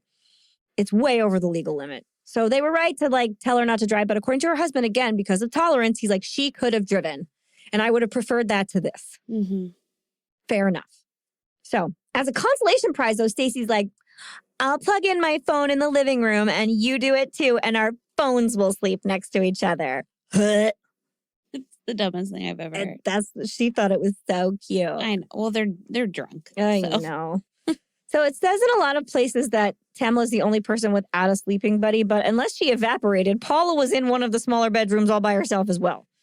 It also seems to have been inferred in a lot of places that Tamla was going to have to sleep on the couch, but there was definitely another bedroom up for grabs. So while Tamla sat in the kitchen and ate a bowl of gumbo, everybody else walked off the bed. And she told them, except for Bridget, remember, who's waiting for her husband and furiously cleaning. So she tells everybody who's going to bed, like, I'm just going to finish this up. I'll go outside and have a cigarette, and I'm going to go to bed too. Thanks, guys. Good night. Now, in my opinion, this is very poor sleepover etiquette. You don't leave one of your girls stranded. And if you're hosting, you don't leave someone sitting awake along with another person who is waiting for their ride to come and get them. You are the last person in that room, unless a group of people is staying up together, still having a good time. But if someone is waiting for their ride, you make sure they get in that car. Right. Yeah. Now, but that's me. Am I right? What are your opinions on sleepover etiquette? Yeah, I would tell us a little bit about what you think. Yeah, I would say that you are right. You wouldn't go, you would wait for that person to, anybody that's getting a ride home, you would wait. Of course. Like especially if that's your house, you would wait for everybody to be in their final resting spot. You have to lock the door. You have to lock the door. Exactly. And then I would say so they have that big, massive couch. Yeah. There should be at least 2 people sleeping down there then. So if Tamla... No, because there's so many bedrooms. Well, I know, but if somebody's going to sleep on the couch, somebody else should be on the couch with them. But that's what I'm saying. it is inferred that she might be on the couch, but there was an empty bedroom. I think that she was supposed to end up in the empty bedroom because I took the virtual tour of the house. Okay. So by my math, there is one empty, smaller bedroom somewhere in the house. I also feel like normally at the beginning of the party, you would come in, and if you're going to have a sleepover, you have like bags with you, right? Yes. So wouldn't you be like, okay, you're going to be in this room, want to leave your stuff here? Tams was sitting in the living room on the couch. Yeah. Because she came in late and just threw her bag down. That's where it stayed. No. The hostess should have been like, thank you. Come on, Tam, we're going to go put your stuff away.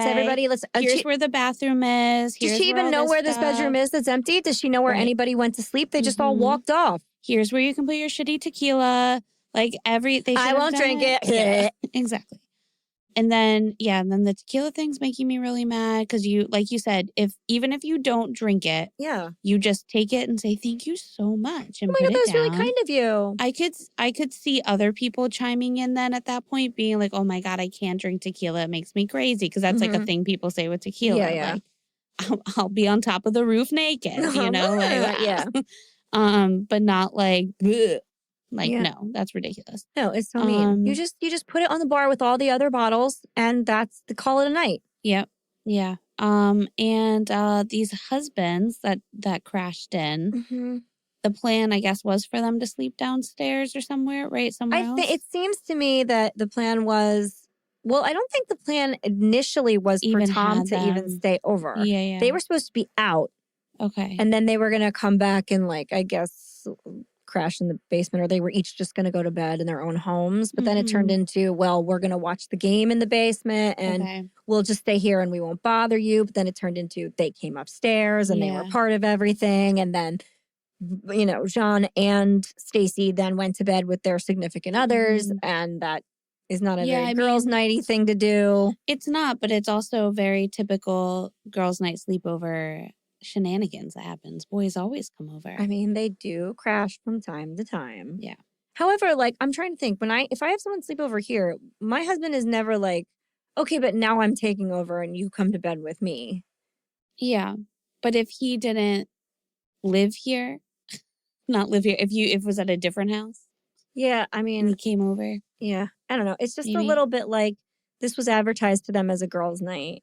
And I can see how if you're... Agreed. I agree. It's still shitty. I'm just saying, though, that, like... It happens. How many, like, little parties do you remember, like, when we were younger? Where you're just like, oh, the boys are ruining it. The boys crash main party. Absolutely. Well, it just kind of gets me a little that you leave this one girl cleaning up who's waiting for her ride and somebody else who is eating and doesn't have, like, a place to sleep. Right. And you just go to bed. Right. That feels rude and weird and suspicious. And you don't put her in a room. No. That's like what's also weird. Her bag was on the couch and she didn't know this house. She'd only been in there one other time. So if I were her, I would have just slept on the couch. I wouldn't know where I was going. I think I would have left at that point, though. Yeah. Like, I think I would have been like, wait, okay, like everybody just left. And I would have either just called my husband or left. Here's my other problem. Why didn't Bridget's husband just take her home? Right. She had said she wanted to go home in front of Bridget, who had called her husband and was going home. If I were her, I would have been like, well, we can take you home. It's fine. Yeah. They all live in the same town. Yep. I don't understand why that wasn't put out. I mean, I know they didn't know her super well, but it doesn't matter to me. If someone's trying to drive home drunk and they don't want to stay there and you have a sober ride coming, don't you say, we're going to get you home? That would also be a considerate thing to do. Or it's 2018. Call an Uber. I was just going to say an Uber. I don't know what the Uber situation is in their town, but... I don't know, but Forsyth County is 7,000 people. It's not small. Yeah. So, and it's 1:30, but that's not like blackout dead of night, nobody's Ubering. Right. Call a taxi company. Mm-hmm. Like, there are ways. Yeah. She had to stay there. That was their only option that they presented to her, was she had to stay there. And Tom, the husband, was aggressively telling her she could not leave. So, right. Oh, anyway, by 1:30 or so, everybody's in bed. Bridget cleaned up around Tam for a little bit before her husband arrives to pick her up. According to the security system, the front door, because they have a record of every time the doors open and close. Front door opened and closed at 1:47 a.m., which would have been Bridget leaving. Okay. She confirms this in an interview, saying Tam gave her hugs and kisses goodbye, and then she left.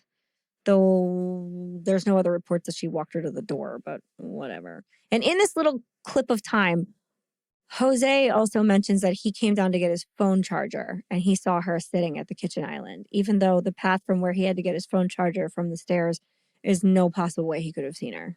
Just the visibility isn't there. Okay. But he says he saw her, so all right. The security system also clocks the garage door opening at 1:39 and closing at 1:40, then opening again at 1:40, but not closing again. For some reason, we never acknowledge this again. Yeah, that's weird. Nobody else is up. Why is the garage door open, and then not close again? Bridget's still inside. Who is doing that? We don't know. And nobody looks into it. We don't know why that happened. Yeah, unless Jose's charger was in the garage. Maybe his car was in there and that's where he went to get his charger. He said he comes downstairs. Yeah. But there is no real explanation. Then at 1:49, the back door is opened and closed. It opens again at 1:50, but does not close again until the next day. It is suspected that this is the window when Tamla's incident occurred. No one in the home reported hearing anything, even though she would have fallen right next to windows. Fine, people are deep sleepers. No, everyone stayed asleep. At 4:10 a.m., the front door opens and closes. This is Marcy leaving. That is confirmed. She said she had to go to work at the Coach outlet that day, and her shift started at 10:30, so she had to get home. Huh? Okay. She running late. Apparently, 10:30 that morning, she had to leave at 4 a.m. Oh, 4 a.m. Yeah, 4 a.m. Why are you leaving at 4 a.m.? Because you have a 10:30 shift. Well, maybe just to get home to get some more sleep. Maybe, and I don't know. shower. It was just a weird excuse for like a Yeah. huge gap of time. I mean, I wouldn't put it past anybody leaving at a weird hour being like, I was sobered up enough and I just really want to go home. But she was like, Yeah. guys, And I if she have has to be, kids, I don't know. I have to be at my job at the Coach outlet at Yeah. 10:30, so I have to leave now. Like Yeah. it was the most logical thing in the world. Right. Okay. Okay, cool. That checks out. That makes perfect sense. At 7:30, the door opens and closes again. That is Paula leaving. Fine. And Marcy and Paula both say they don't see anything weird. Nothing's out of the ordinary. Though the door is open. And it is 47 degrees at this point in time. So it is drafty in that house. You really don't notice that it's weirdly cold when you leave? Yeah. Okay. Maybe they don't go near the kitchen. Maybe if they're on Might another feel good floor. if they're hungover too. Yeah, maybe. Between 8 and 8:30, Tom and Stacy leave. They get up and go. All those college kids are at their house. So also something, okay, are they going out the front door? Yes. So it also depends on where the stairs are, because if the stairs lead right out the front door, then Yeah, they might not have gone by it. I'm not. Yeah. One set of stairs come like right by the kitchen. The one that Jose said that he saw her out of, but there is like an archway, like the doorway there Yeah. that you can see some of it, but not into it, you know? Yeah. So if you're like to the side, you can't see what's going on in there. Yeah. I don't know. They didn't notice. That's just what it is. So Tom and Stacy leave, and on her way out, Stacy gets her phone and she sees Tamla still plugged in right next to her phone. Like, they did spend the night together. Okay. And she mentions that she's happy that Tamla stayed the whole night. So I guess somewhere in her brain, she thought she still might leave. Because Tamla's car was there. She could have left whenever she wanted. Now remember, Jeanne, the technical host of this party, and her cop boyfriend are still sound asleep. Everybody's leaving and they're just sleeping away. Yeah. At 8:30, Aunt Madeline wakes up, opens her eyes, probably had a great sleep, rolls around in bed for a little bit, then gets up and comes out to the kitchen, upstairs into the kitchen to make coffee. As she approaches, not all the way upstairs in the kitchen, there's like a kitchenette down there where she is. Because she's making coffee at ground level, basically. And she looks out the window while putting water in the pot and sees Tamla lying on the ground face down. And she's not moving. Now, does she immediately run out to see if she's all right? No. Does she call 911? No. Does she run to tell her niece that something happened to her friend? No. She never does any of those things. What she does do immediately is drop down on her knees and pray. That sounds like it will help. Then after a quick prayer, she gets up and goes up to the master bedroom looking specifically for Jose. Not her niece, whose friend that is, the cop in the house. So she knocks on the door. No one comes to the door of the master bedroom. And she says she hears water running and assumes they're in the shower together and goes, well, I don't want to interrupt them. And then goes back downstairs, looks out the window again, sees she's still laying there, not moving, and goes, I guess I better interrupt them. Goes back upstairs, knocks on the master bedroom door, and they answer it all sleepy sleeps. They were not in the shower. There was no water running. I do not know what she heard. Yeah. And Aunt Madeline goes, I need to talk to Jose. And Jeanne's like, why don't you need to talk to me? And she was like, you don't want this. I need to talk to Jose. Jose needs to take care of this. And Jeanne was like, you need to tell me what's going on. And Aunt Madeline says, your friend from the islands is laying out in the yard face down and she's not moving.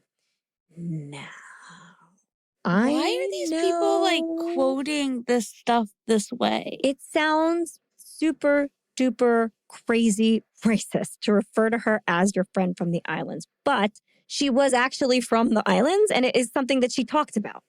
So for all I know, I can't really pin that one specific moment on Aunt Madeline being racist. Because if a white person said, I'm from St. Vincent and the Grenadines, you could also say your friend from the islands and it would still refer to them. Mm-hmm. So I can't assign that racism, though it really does sound a lot like it. I'll give you that. So, okay, does Jeanne then run outside and drop to her knees and shake her and like try to see if she's breathing and like get really upset? Oh, no, she does not go outside at all. She, of course, does send Jose out to go look, who walks out there and touches her leg, just her leg, like her lower leg, and says, oh, she's dead. It's cold. And he said rigor had set in. She was stiff. He's like, she's definitely dead. He did not check to see if she was breathing. He did not check to see if she had a pulse. He did not do any life-saving measures, which as a police officer who is certified in all of those things, he is required to do. None of those things happen. Nobody is sitting on the ground with her. Nobody is looking at her. Nobody is holding her. Nobody rolled her over. They were like, well, this is something the police need to handle. Like so immediately they were like, it was a crime scene right away. The second they saw it, they were like, don't touch anything, which to me is so suspicious. It's very sus. If that was my friend out there on the ground, if that was someone I barely knew out there on the ground, I would be laying next to that body, like trying to wake it up. I'd be wrecking that crime scene. I would be too. I would be fucking destroying it. She would be rolled over. I would be like trying to like see if I could. Everybody trample in. We need to save her. Also, and this we've seen in other cases, usually your brain doesn't go, oh, they're dead. Yeah. Your brain goes, they're sleeping. They came out here to sleep it off and lay down. She was smoking a cigarette and fell asleep in the grass. She was really drunk. Passed out. You don't immediately go, that's a dead body. What a weird fucking thing to do. I've never seen it before. Yeah. Or you say, it's a mannequin. Like no one ever thinks it's a dead body. Right. But these people knew the second they saw it that she was dead. Little sus, you know. By 8:59, they call the damn cops. And they know Jose, by the way, because he's also a cop, which would mean, you know, that he should have known what to do and didn't. Anyway, so in the 911 call, which is really weird because everyone's super calm. Yeah. She's like, we had a party at my house and everybody was drinking and I found her. She's lying outside, not moving. And I think she fell off the upstairs deck. And the 911 officer is of course like, okay, well, did you check to see if she's breathing? And they were like, no, she's dead. And they were like, did you try any, like, what? Let's try and save this woman's life. And these people are like, no, I'm not going to touch her. Oof. What do you mean you're not going to check? Yeah. When the cops arrive, she is in exactly the, well, quote unquote, exactly the same place that she was when they called. Okay. Oh, and Jose makes a point on the phone to say, and she has an injury on her wrist. I think she might have tried to harm herself. The injury on her wrist is an open fracture, which is what happens when you try and catch yourself with your hand and the bone comes through your wrist. The foosh. Yeah. It's a big bulge, big swollen bulge, and a little bloody cut where you see the bone coming out of her wrist. This does not look like you tried to take your own life with a sharp object. Right. At all. It looks like you fell on an outstretched hand. It does look like that. Absolutely. Yes. Uh-huh. Okay. 7 minutes later, the police arrived, and they have sent Officer Mike Christian, a man with a history of racist offenses. Oh, good. Cool. Yeah, that's a good guy to send. Mike looks at the scene and decides immediately that Tamla tripped over the landscaping and fell at ground level. That's just like standing there and fell over and then died. I guess is he thinking like she suffocated herself if she was too drunk?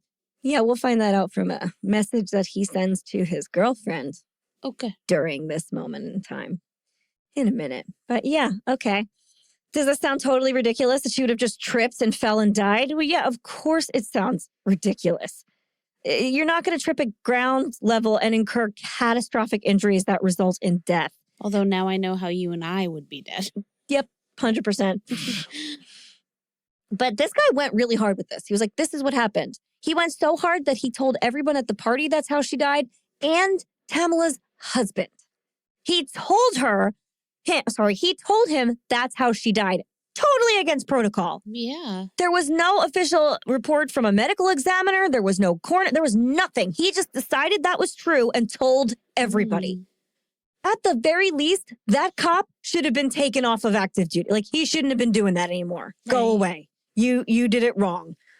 And as I mentioned, he didn't just say things about the crime scene to women he was having extramarital affairs with.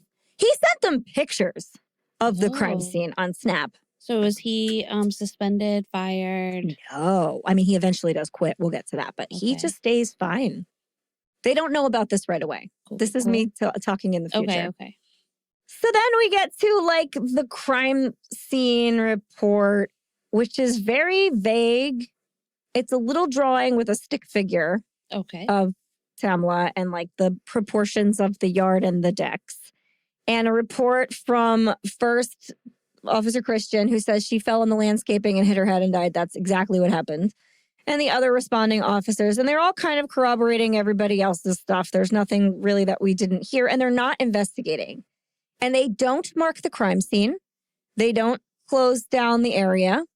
There is a picture of crime scene tape up in the living room where no crimes occurred, but not outside. They don't do anything to preserve this as a crime scene. They just go, okay. The medical examiner comes in and they do take some pictures of the scene. I have seen them. Don't go look for them. It's not fun. But what I will say about the body is that she doesn't look like anything happened to her. Her face is fine. Her head is fine. There's no blood on the ground. There's no divots in the ground. You fall from a height and you die of head and neck injuries, which I'll come to terms with in a second. You don't look fine, usually. And she was on her face. Her face was pressed into the grass for so long that the imprintations of the grass is all over her face. Right. Not to the side, straight face in the grass. That's how you fell, just flat as a pancake, and your face is fine? This is wild to me. So then they go to notify her husband, and they are very rude about that. The cops knock on the door, and they say, "Are you Lee?" And he says, "What is this pertaining to?" Because there's two officers at his door yelling, "Who are you?" And they were like, "Are you Lee?" And he was like, "What is this pertaining to?" And they're like, "I'm going to ask you one more time. Are you Lee?" And he's like, "Actually, my name is Leander, but yes." And they're like, "Well, your wife is deceased. She died at a party last night." Wow. And he's like, "I'm sorry, what? No, that cannot be true. I talked to my wife. She was fine. What are you talking about?" They will not let him go to the crime scene. They will not show him any evidence. They will not let him see the body. Also weird. You have to identify a body. What the fuck, man? Yeah. He doesn't see her until she's in the funeral home. Yeah. That is unbelievable. A place that puts her in blackface to cover the quote unquote bruising. She's a black woman, but Leander describes the makeup on her as shoe polish. Oh my God. Yeah. And he wouldn't let the funeral happen like that. He was going to make it a closed casket. So he was like, "This looks absurd. It looks like a fucking minstrel show. I can't do this." Right. Not good. So then we get to the autopsy, right? Let me just pull my notes about this because I had to look up every single word because they don't make actual notes. Oh, and you know how, maybe you guys don't. In an autopsy report, there's usually a body shape, the outline of a body. And then where injuries are incurred, they draw them or they mark where they're at. So you can see a map of the injuries on external injuries on this body. That is not there. There is no body map. There are a lot of information that's usually there is not present.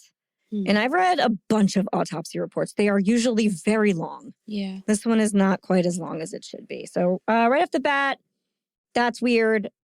They state that she was found within the grass line of the yard, midway off the patio. So her feet are still on this patio. She would have had to have dropped straight down. Right. No sway at all. Just like a ton of bricks straight down. Okay. In my opinion, the only way to fall that way was to already be unconscious when you did. Oh. Just saying. Rigors present, so is lividity on her chest, which means she'd been laying on her chest for a long time, so the blood pooled in that area. We know that's what happened. Her body is cold. There is blood on the cuff of her right sleeve and the shin of her right pant leg. Her shins have matching abrasions on them, which is why they said she tripped over the landscaping metal stuff. To me, it looks like her like legs hit it. I don't know. Okay. But I don't know why you would assume that. Oh, because the cop was like, I trip over stuff like that all the time. Like, did you die a lot of times? Is that what happened? Yeah. Definitely. Okay, great. Then he refers to her wrist as a break in the skin and protrusion in the right wrist on the ulnar side. It doesn't say, it says she dislocated her wrist. That's that. All right. That's what he says. It's like he's using like autopsies for dummies. So if you're reading it, you can kind of understand what's going on. Mm-hmm. It states clearly that there are no bruising or breaks in the cracks or cracks to her skull. Her skull is totally intact. No skull injuries whatsoever. No injuries to her spinal cord either. How do you fall like that and not damage your head? I don't know. Yeah. It says that she drank all that tequila. So I have the math right there for that. There's only an eighth of the bottle left. That means that she drank 25.4 ounces. Oh, no, sorry. There are 25.4 ounces in a typical bottle or 16 shots. So Tamla would have had to have consumed 22.2 ounces of tequila or 14 shots. That's a venti Starbucks cup and 2 ounces of tequila. Yeah. It's a lot. Wow. 9 margaritas, like I said. Oh, yeah. And they only stayed at the crime scene for like 40 minutes. They were not there for long. They did everything and then left. They marked that the top of the propane tank had been wiped off. That's on the crime scene report, too. The autopsy report proper says she's 5'6", 156 pounds, wearing white paw print onesie, brown shirt, black shorts, bra, 2 multicolor socks, 2 earrings, 1 hair tie, and 2 rings. Her eyes are still clear. Full rigor is set in. Face and skull intact, teeth intact, no injury to the tongue. If you fall hard enough and you bounce, you usually bite your tongue. Anyway, face is perfect, nothing in her mouth, ears and nose are fine. Basically, she's clean and well-groomed with no remarkable external damage. She has a handful of little cuts on her forehead and face, her nose, but I'm talking about 1/2 inch by 1/4 inch. These are little. Then she has something called a focal subgaleal hemorrhage of the right temporalis muscle, which is basically a big bruise in the muscle by your temple near your ear. As far as I can, I'm not a doctor, you guys. I am doing the best I can with this. If I am wrong, I am sorry. You can definitely tell us online somewhere. It also says she has a subarachnoid hemorrhage of the right cerebral hemisphere. This is a bleed in her brain space, like the space around her brain. This can be lethal. This can definitely kill you.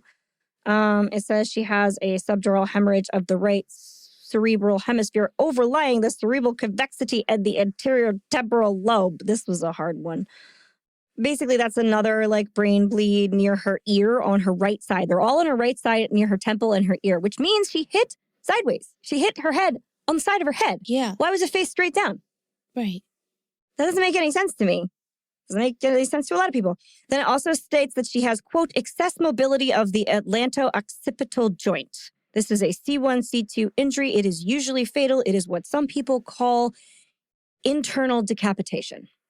So if you break your neck at that spot, basically your head is not connected. But hers was only loose at the back part and not all the way to the front, which means kind of, but not all the way off.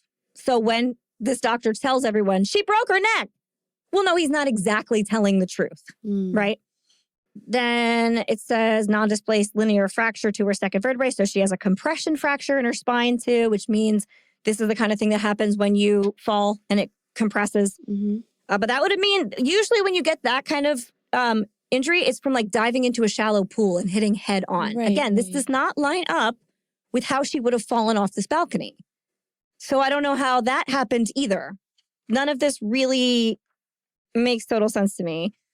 The final word here is that she dies of, quote, blunt force injuries of the head and like torso or something. She also has a 3/4-inch laceration to the right ventricle of her heart, and an associated hemorrhage. And this is a blunt cardiac injury. It's something that does happen from impact. Okay. Now, when you just say she died of blunt force injuries, it sounds like somebody clubbed her in the head with a bat, because that's what we all think about when we hear blunt force injuries. But they just mean that you are hitting something with your body and it's not like a penetrating wound. That's all it means. Okay. It can be a fall. But mostly this combination of injuries, 9 out of 10 times, if you Google them, it's a car accident. They're all associated with car accidents. Well, that makes sense. Yes. It could be from a fall too. Right. But the combination looks like when your car rolls and your head gets hit against the side of the car. That's what this looks like. Okay. Just so everybody knows what we're looking at. Oh, and her hyoid and larynx are intact, no injuries. So she's not been strangled. So then we get the toxicology report back, which is where everybody likes to get stuck. There are 2.0 nanograms per milliliter of THC in her blood. And then a metabolite of THC, there's 6.3 nanograms per milliliter. That just means that's been metabolized. It's no longer active. She has 0.238 grams of ethyl alcohol in her system. That's not a great BAC to have. And she has an amount of alprazolam, which is Xanax, lower than the lowest caliber that would be considered a positive test. So she has a very little bit of Xanax in her system. According to the police, it's because it had been recently taken and was not completely digested. However, there is no evidence of that because they don't analyze the contents of her stomach.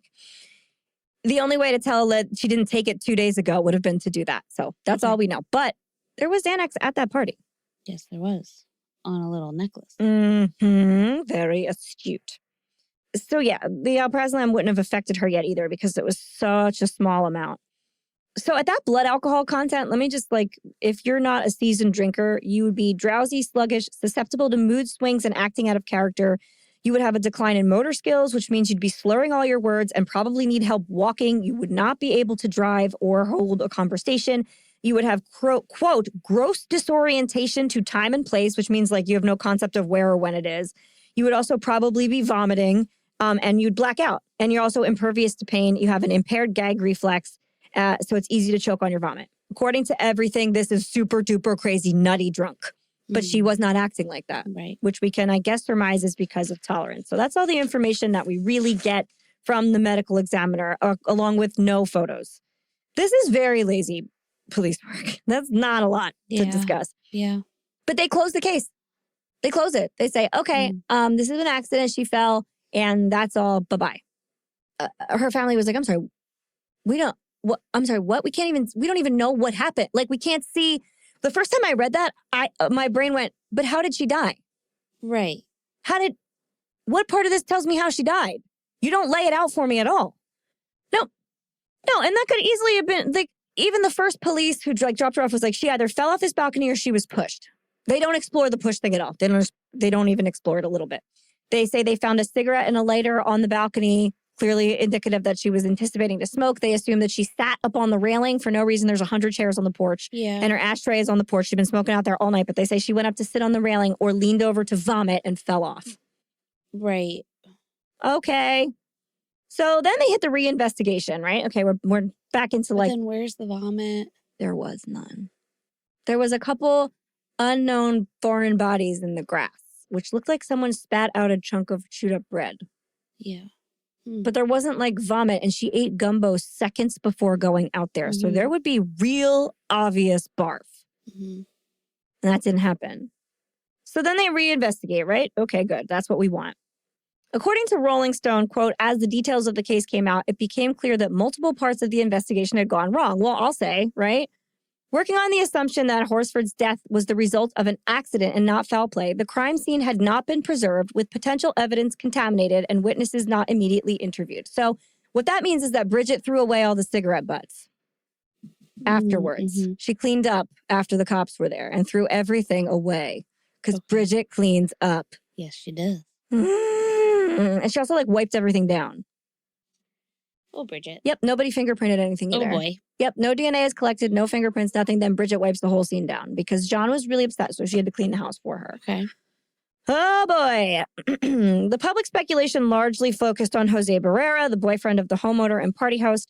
because at the time of Tamla's death, Barrera was employed by the Solicitor General's office as a pretrial officer for the Forsyth County court system. But Barrera was fired from this position December of that year, so just a month later, after he was found looking up information about Tamla's case while on the job. So on police computers, he was trying to find out what they knew. Okay. That's too. Yeah, I fired him for it. Mm-hmm. They didn't investigate him, but they fired him. So now he's not their problem. Not a good look, right? Quote, authorities had already disclosed that Barrera had been let go for searches related to Horsford's case, but Barrera was also the center of another important debate, whether or not Tamla's left arm had been moved. Remember I told you the arm was in a weird spot? Mm-hmm. It looks like she had been dragged. If you look at the pictures, it looks like somebody grabbed her by the arm and dragged her. Please don't do this. Please don't do this. But if by chance you see the picture of her face, it also looks like her face had been dragged through that grass. The way it is like stuck to her and on her. It doesn't look like she was just laying in it. It looks like it was like moved on it. Okay. So I can see why people think that. Mm-hmm. However, statements from Barrera and the homeowner, Jeanne Meyers, recall Horsford being found with both arms at her side. Did someone move her left arm, perhaps to check for vitals? According to a supplemental report from Forsyth County, Barrera admitted it to a call with Lieutenant Andy Kalin. The supplemental report essentially advised that Barrera telephonically contacted investigator Kalin. Basically, he called this guy before the cops got there to ask him what to do. Called another cop and said, well, what do I do? And then he called again on November 7th, 2018, and advised that the investigator Kalin said, oh, well, he probably checked her arm for a pulse. But Jose Barrera, ever the smartest guy in the room, said, no, I definitely didn't do that. I know I didn't check her for a pulse. There's no way. There's no way you checked her for a pulse? Why are you admitting that? Right. You're not supposed to look. You're supposed to look for a pulse. You didn't know she was dead. You quote unquote didn't know she was dead. The GBI report also revealed information about the relationship between this cop and Jose Barrera, who worked together at the courthouse before this happened. So they're friends. This guy is trying to cover for his friend, essentially. And we also find out that Jose had been fired before for lying about having a relationship with a woman he worked with. Mm-hmm. Yeah, so he's doing great. And then there's Officer Mike Christian. Strap in for this guy. The GBI also reveals new details with concerns relating to the lead investigator from Forsyth County, Mike Christian. And if it sounds like I'm reading, this is the Rolling Stone that I'm quoting. In October of 2020, Christian resigned from the FCSO. Remember, I told you he quit. Amid an international affairs investigation into allegations that Christian sent multiple women with whom he was having extramarital affairs confidential information about his case. You think he's a real looker, but he's not. In a statement in January 2021, Christian defended himself, saying that the women whose complaint triggered the IA investigation had been acting out of hurt. So they were just butthurt about him dumping them. Quote, I am far from a perfect human. I chose to end a long-term extramarital relationship abruptly. This person, out of anger and hurt, chose to go to Sheriff Freeman with a list of alleged misconduct on my part. In 2020 hindsight, I would not have resigned, but stayed for the investigation and taken what punishment was fitting up to termination. As is, the AI investigation lacks my side of the story and makes me out to be something I am not. All the good I had ever done in 16 years of law enforcement is gone with this document. The IA investigation ultimately found him to have violated his oath as an officer and neglected his duty. You better bet I'm going to tell you what he said in that Snapchat. Strap in. Quote, well, kind of slept. Hello, sir. I know we've never met. This is like him pretending to talk to Tamla's husband. Mm-hmm. Hello, sir. I know we've never met, but I'm here to tell you that your wife and the mother of your 6 children is dead. Oh, yes, I am happy to report that she was really, really drunk, tripped, landed face down in the backyard, and either through hypothermia, positional asphyxia, or aspirated on her own puke, not sure which one. I know you have fun memories. Enjoy corralling these 6 boys who are now going apeshit. And then there's another quote to this woman. This is a different conversation, wherein he says, do you need me to come over there and fuck you in front of everybody? Is that what you want, my little whore? You want people to see you get fucked? Then the next time he messages her, greetings from a racist cracker bastard murdering cover-up land. How are you? It's a nice rainy day, good for digging shallow graves by the roadside. And in this, he's referring to a woman whose last name is Graves that was very good friends with Tamla and who had published a lot of information that really kind of shines light on the fact that these women were not all telling the truth. Wow. Yeah, I'm reading Snapchats from the cop. This is proven that he said those things. It is fucking insane. Jeez. And that's not the first time he has referred to himself as a racist cracker bastard. There are other snaps wherein he says that about assuming Black people deserved crimes that happened to them. Mm. And there's pictures of him holding like mammy dolls. Right. Yeah. Oh. No. Tell me again, Mike, about all the good you could have done and all the good we're forgetting. Tell me again, because I forgot. Then the Horsford's lawyer, Ralph Fernandez, who was never loving the way this investigation was going, said the family had their own investigation and made the letter that I read before.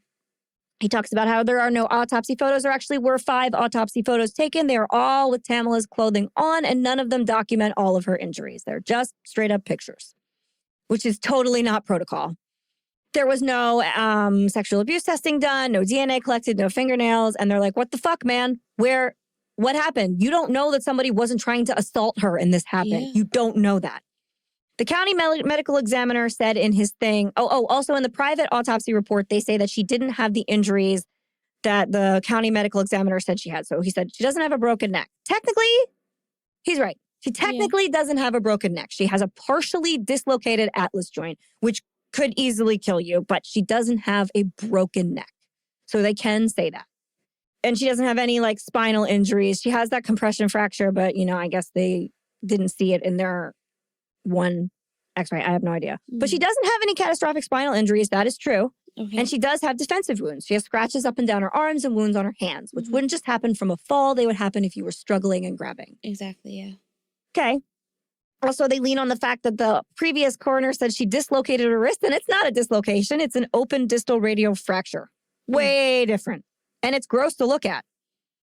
This medical examiner also says because there's not a lot of blood, it's only a little bit of blood. And the I don't know, maybe you can tell me this, Leslie, but her bone has come through her skin. Right. And it's just a little bit of blood.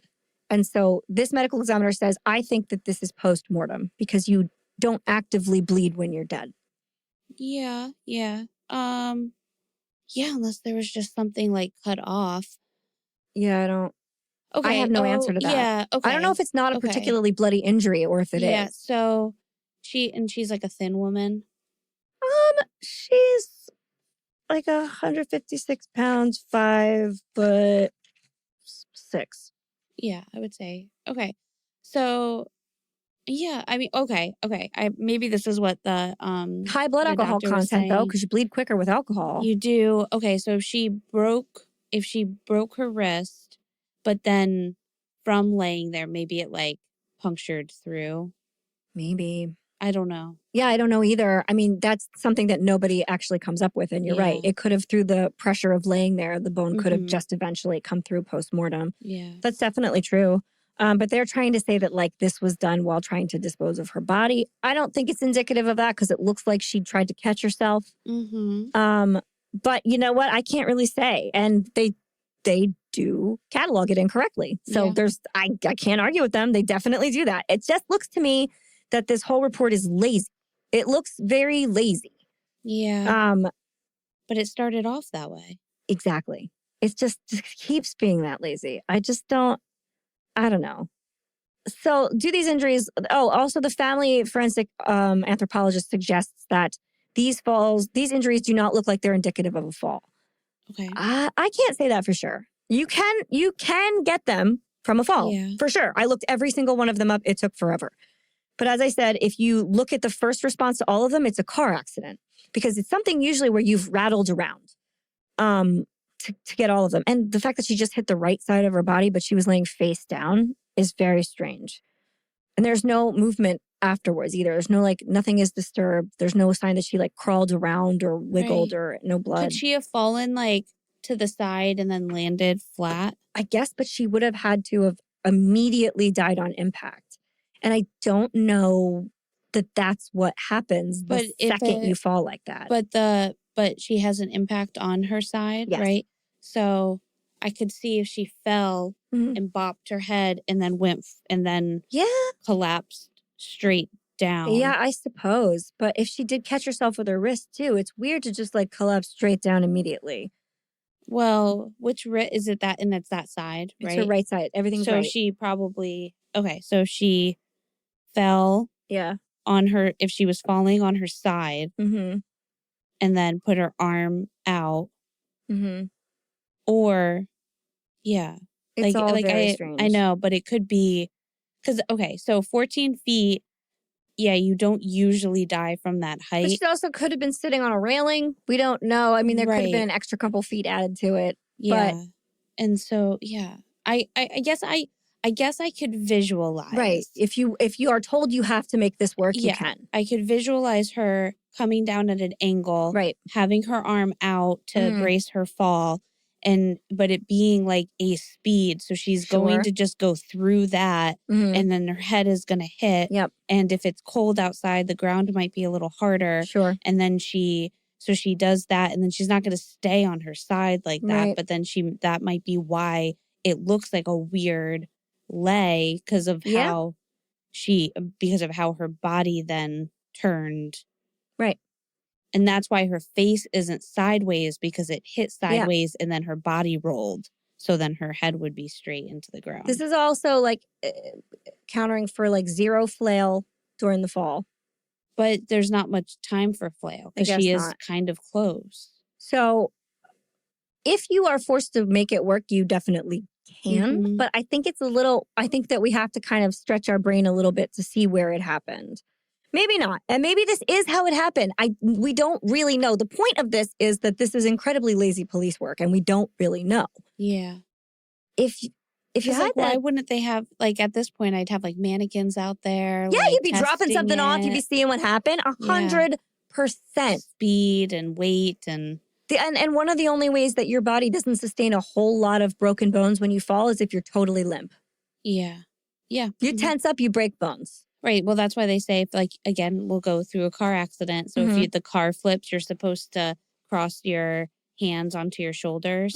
And that helps you, like, calm down. Yeah. And that is, you're more likely to, like, not sustain any injuries and survive, like, a car flipping. That makes perfect sense. So, yeah, she would have had to have been totally limp and fall straight down. And we are also, like, if you're her lawyer, you're relying on the fact that most of these falls, the injuries that you incur afterwards, are lower extremity breaks and bruises and not anything like this or spine injuries. She doesn't have any of that. Her whole back is fine. Right. It's strange. If you had to ask me, it looks more like she fell down the stairs and there are stairs right there. And then someone dragged her out into the spot she was in and walked away. Okay. Because stairs, you would like kind of tumble and you would have the bruising, because there are some bruises on her head that are indicative of just a minor head injury. They're not like lethal. The little nicks on her shins, she could have avoided her face. You have a little more control when you're falling down the stairs. You can turn your head out of it. But wouldn't there be more bruises on the arms, you think? Maybe. And like, I feel like there'd be more bruising if she fell down the stairs. I don't know.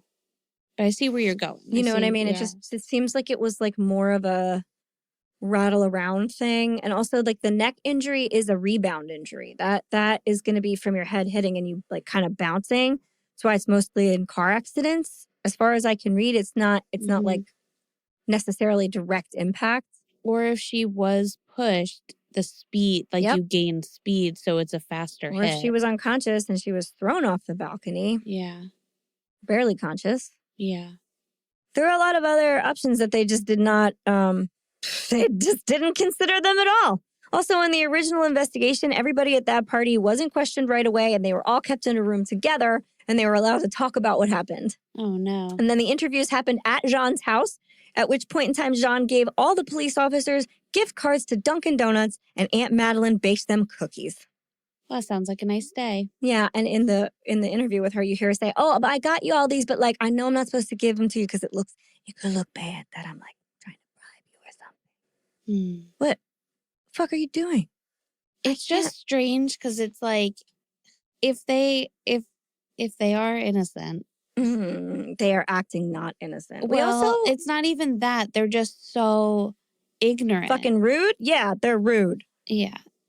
We also find out later that Bridget absolutely did give her meds to other people. Even though she said she never did. Her medication was hers. She never gave anyone Xanax. There are text chains, where she gave it to Stacy and Jeanne. Yeah. people have gotten it from her. And she told the cops in her original interview, and this makes me laugh so hard, that she can't lie because her medication is like truth serum. Right. And it makes it so she can't lie. I'm sorry. Alprazolam is a sedative, basically. It's not truth serum. It makes you less nervous, but it doesn't make you it makes you probably better at lying because you're not nervous. Spoken like a true liar. Well, yeah. I mean, like, as someone who is like someone high on Xanax. Exactly. As someone who has taken alprazolam, it that's not what it does. Also, it's not one of those like magic key medications. It works the same on everyone. If you're nervous, it makes you sleepy. If you're not nervous, it makes you sleepy. It does the same thing. It's not like, say, Adderall. And if you are listening to this podcast, chances are you've probably taken Adderall, or you should start. Where if you have the problem, if you have ADHD, it makes you focus. But if not, it makes you like cracked out. This is not one of those things. Right. It just is kind of makes you spacey and tired no matter what is wrong with you. So why? Like, why any of this? What is this? What is happening, right? Remember that I told you should take a look at Forsyth County, Georgia? It has a pretty gnarly racist history. Complete with its own racial cleansing. That's the real words. Oh, boy. Yeah, that left the Black population pretty much totally wiped out. According to the New York Times, in an article written by Jonathan Wiseman in May of 2022, quote, Cumming, Georgia, in October 1912, after the rape and brutalized body of May Crow, a white 18-year-old was laid to rest beside the Pleasant Grove Baptist Church, the white men of Forsyth County went on a rampage, driving its 1,098 Black citizens, about 10% of the population, from Forsyth's borders. So they were chased out with, like, pitchforks. They had already dragged 24-year-old Rob Edwards, a Black man, from a jail cell in the Cummings town square, beat him with crowbars, riddled his corpse with bullets, and hoisted it over a telephone pole yardarm. Then 2 Black teens, Ernest Knox and Oscar Daniel, would hang after the most specious of trials. So they, really were not obviously guilty. They just hanged them. But the citizens of this county north of Atlanta were not done. For much of the 20th century, they would guard Forsyth's borders as the city to the south encroached. Through violence, intimidation, and menacing understanding in greater Atlanta that this county was to remain for whites only. Ooh. The people who drove Forsyth's Black residents from their homes and farms had no name for their hatred, no great replacement or white genocide theories, but the notion that other races were plotting to replace the rightful inhabitants of the county took murderous form more than a century ago. Holy shit. And it hasn't gotten a whole lot better. Forsyth has never had any whites-only soda fountains or water fountains or pools or anything. There was no segregation in Forsyth because there were no Black people. That's interesting. Yep. Cummings, Georgia, has remained a sundown town well into the 90s with a large and public KKK presence as well. I was going to ask that. Yep. Yeah. Like in the late 80s, early 90s, they were marching through the streets in their hoods. Yeah.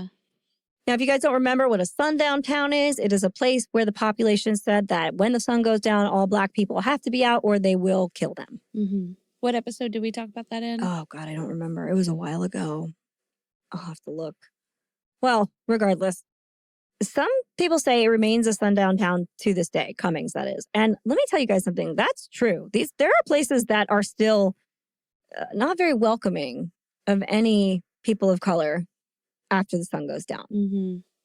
The racism in Forsyth County is so ingrained, you could practically wring it out of the soil. So it's no wonder that this crime seems like it could be racially motivated. So what do people think happened? There are several theories, of course. Some people think that these women invited Tamla with the intention of killing her. They think that this was a planned thing. They wanted to kill a Black woman. And they got her real drunk and slipped some Xanax into her gumbo or into, whatever she had right before. And then they threw her off the balcony. Or they beat her to death and threw her body off the balcony. Though it doesn't really look like that. Yeah, she doesn't look beaten up, really. No. But okay. 2 of the couples that were there, there's only a couple couples there, so I feel like we know who they were apparently swingers. And some people think that they had propositioned her to be involved in their activities of the evening. She said no. They got too aggressive, and she ended up falling over the balcony. Okay. All right. So hold on. Yeah. I'll pause you there for that one. Sure. If we we know who the couples were. Yep. And one of those couples would have been Stacy, and that was the one she was closer with. So that could, like, if it was going to be one of them, it would have probably been Stacy and her husband, like, propositioning it a little bit. And there are a lot of people who have serious suspicions about Jose because he did all the calling. Of course, he inspected the body, and he just knew she was dead. He didn't have to look. He just knew she was dead. Right. So a lot of people think that he snuck that Xanax into her food. And then after his girlfriend fell asleep, he came back out and was talking to her and propositioned her. And she said no. And things turned aggressive. So this is interesting that's the fact, because that's where my brain was going. Me too. Originally, as you were telling the story, like if this wasn't an accident, here's how I could see this going. Right. And then there are plenty of people who think that what happened is that he was backing her up and she fell down the stairs. Once she landed, he freaked out, dragged her body to where it landed, straightened her out, went inside and waited for somebody to find her in the morning to make it look like she had fallen off the balcony. Yeah. Okay, that could have To me, that is what fits the crime scene the most. Where it wasn't like it still was an accident. Her full unlit cigarette and lighter were out there. Yeah. She didn't smoke that cigarette in the 10 minutes she was outside. She was outside for 10 minutes. Right. Unless she smoked one and then went in and got another one, and that's why she came back out. That's possible. Yeah. She's going to smoke back-to-back cigarettes by herself outside in the cold. Yeah. I guess maybe. Maybe. Yeah. But there is also a theory. I mean, there are some people who think she was killed on purpose, like she was murdered proper, and then they hid it by throwing her body over the balcony, or throwing her like in a compromised state over the balcony, which would align with the injury she has. She would have been noodly and limp, but a little lucid enough to put her arm down, and that's it. That makes sense to me. Like I said, to get those specific injuries, you would have to be like pretty out of it when you fell over the balcony. Yeah. But there are also people who think that, again, this was like an accident, like she was having a conversation, or she got in an argument, or she was propositioned and she fell over or down the stairs, and then they just were like, well, we have to make this look like she did it herself. So they staged it to look like she fell off the balcony. Interesting. Yeah, and here's the thing. Her family isn't even saying that it wasn't an accident. They're like, we don't know that it was an on-purpose thing. We don't know that it was or not. What we do know is that, like, we need to know exactly what happened because your facts are not straight. Yeah, I think that's where I'm at, where I don't know. And I'm glad that the family feels that way, where it's mostly just like, we just don't know what happened. And it's very apparent that, like, I think it's apparent that in one way or another, Jose knows more than he's saying because he's a cop. He's the one that knew all the cops. He knew the cops that were coming. He talked to the cops during and before and after the investigation. He tried to look up what was going on and got fired for it. Like, this guy was in it. Right. Whether it was on behalf of someone else or himself we can't say. But it seems to me like that he had to have known something. Otherwise, he was acting very strangely. And I'd like to look through some of these people's closets. Yeah. In July of 2021, the reinvestigation ended and the GBI agreed with the Forsyth County's original assessment. This was an accident. She was drunk and fell. The end. But it's not really, is it? Like, that doesn't feel right. And not for Tamla's family or her friends. Her Change.org petition is still going strong. They're looking to take her case to end the police corruption surrounding it to the FBI, which I'm shocked has not gotten involved yet. Yeah. This is not a federal case for them at all? Police corruption. Okay. So here's the last update we have. And it's on the Change.org petition from August 12th, 2022. So it's been a while. I have been getting a lot of questions on the status of Tamla Horsford's case and what people can do to help her family get justice. Currently, the Forsyth County Sheriff's Office and Prosecutor's Office is succeeding at harassing anyone that is asking questions and trying to get justice, which is why I have been so quiet. But there is strength in numbers. The best thing you can do to help Tamla's family get justice is by contacting these people directly, demanding that they help look into her case and the corruption in Forsyth County that help those responsible get away with murder.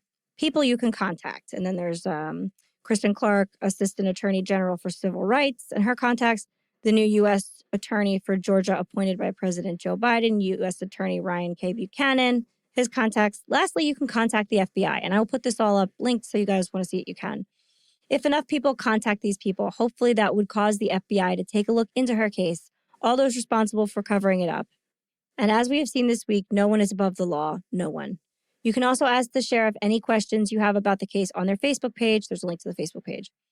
We will provide a link to this petition and to all of Tamla's Justice For pages so that you can explore them for yourself in the show notes this week. And that's basically where we stand. I mean, there's a lot of little details here and there. And really, this is something that you guys are going to have to comb through the files if you're interested and read them all yourself. Because, I mean, I could do 10 hours on this, trying to tell you everything that has been uncovered. And there's a lot more weird little suspicious things that make it seem like these women are lying. And all of their interviews with the police, they sound really put out, like they don't want to be there and they're just annoyed. Stacy at one point cries a little bit, but like, this is not, no one is grieving. Yeah. And at one point when they have like the moment where Jeanne's like, here's some gift cards. She's like, okay, is that all you need for me? Or can I go get ready for this funeral? A lot of people don't love that phrasing. She doesn't say, or can I like go prepare to like bury my friend? Can I go get ready for my friends? Can I go get ready for Tamla's funeral? Right. Yeah. I mean, I know that they didn't know her very long. Right. I don't think it would matter to me. That person was in my house the whole night and they died on my property. Yeah. If anything, I'd be like gossiping about it the whole time. Like, oh my God. And I would be inconsolable. I'd be freaked the fuck out. And they all moved shortly after. None of them live there anymore. Jose doesn't live in the country. They all moved into different counties. They left the house like shortly after. They sold that big house shortly after this happened. 2 cops. Yeah. They sold the big house where this crime scene occurred. 2 cops. Yeah. There's just a lot of like, well, why? Yeah, that's interesting. It's fishy, fishy, fishy. It really is. So yeah, that's all we have. I mean, that's all that I can provide in this time span. And I've already gone on forever. But I will provide links so that you guys can explore everything that you want to explore. If you want to listen to all the interviews, they're very readily available. Where did Jose move to? It just says not in the country. And then, I mean, okay. And then this is interesting though, because he's not he's not white. No. So. No, he's Hispanic. Yeah. But he's a cop. I know. And he's not black. Yeah. And he works with and for all white people. And if he's killing a black woman, they're probably the guy that sent that Snapchat probably doesn't give a shit about that or high-fived him. So maybe, yeah. Mm-hmm. And there still is definitely the possibility that this was some kind of like, let's kill the black lady thing. We really don't know that it wasn't. Yeah. The town, the whole county has such a horrific history with racial violence that like, never went away. It just never really went away. And did they, where did Tamla and her family live? In Cummings. And to this day, there is only under 8% of the population of this area is black people. There's like no black, she probably was the only black person these women knew. Yeah. And they moved there for his job. Yeah, only 5 years prior to this. Job. Yeah. So they didn't have like a lot of experience in this town. Yeah. She just was like, well, I guess this is going to be a lot like Miami where I have tons of friends and I'm happy and living my best life. And it definitely wasn't. Yeah. So that's really sad. Yeah, it's super sad. And also possibly a hate crime. Right. At the end of the day, I don't know that we can actively prove that this was a hate crime based on what we have right now. But what I can say is that it wasn't investigated probably because she was black. Right. I think that part of it is pretty suspicious because if it was Stacy or Jeanne who had been found in the backyard, there would have been every cop in the county combing that backyard for what happened to them. Or all those women would have been laying on the ground sobbing beside her. Mm-hmm. It would not be so passive and that nobody gave a shit and they were like, whatever. Yeah, some of the reactions that, again, even if this was all accidental, it still is just telling of the kinds of people in the town. I don't know. I know. It's just not, the reactions are not what I would expect in the handling of the scene is not. No, it's wild. Was not well done. Not at all. Yeah. It was miserably attended to. And yeah, so Okay. toast. Toast. Obviously to Tamla. Yes, and her family. Gosh, it was so fun. It really did. I just looked at a picture of her with her little PJs on. She's so cute. It was really cute. I know. I would have hung out with her. Mm-hmm. We also have a patron to toast. Yay! Who are we toasting? Cheers to Jenna. Cheers, Jenna. Thank you for becoming a best fiend.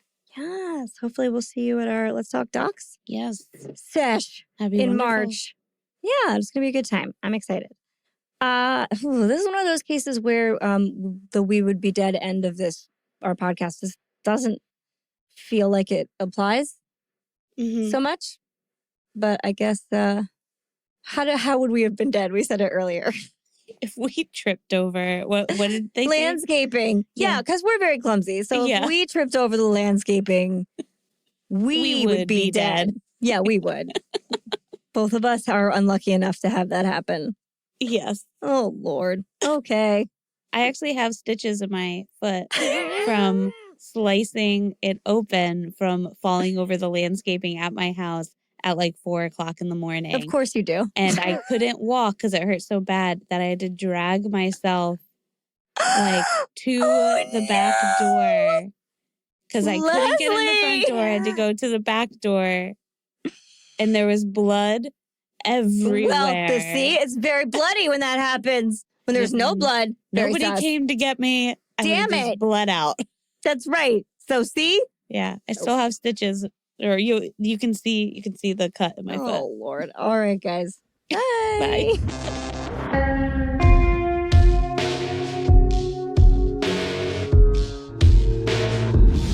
Thank you for listening to the We Would Be Dead podcast. Hit subscribe now to never miss an episode. Rate and review our show on iTunes. Follow us on Facebook, Instagram, and Twitter at Would Be Dead Pod. And join our Facebook group to discuss the podcast and more.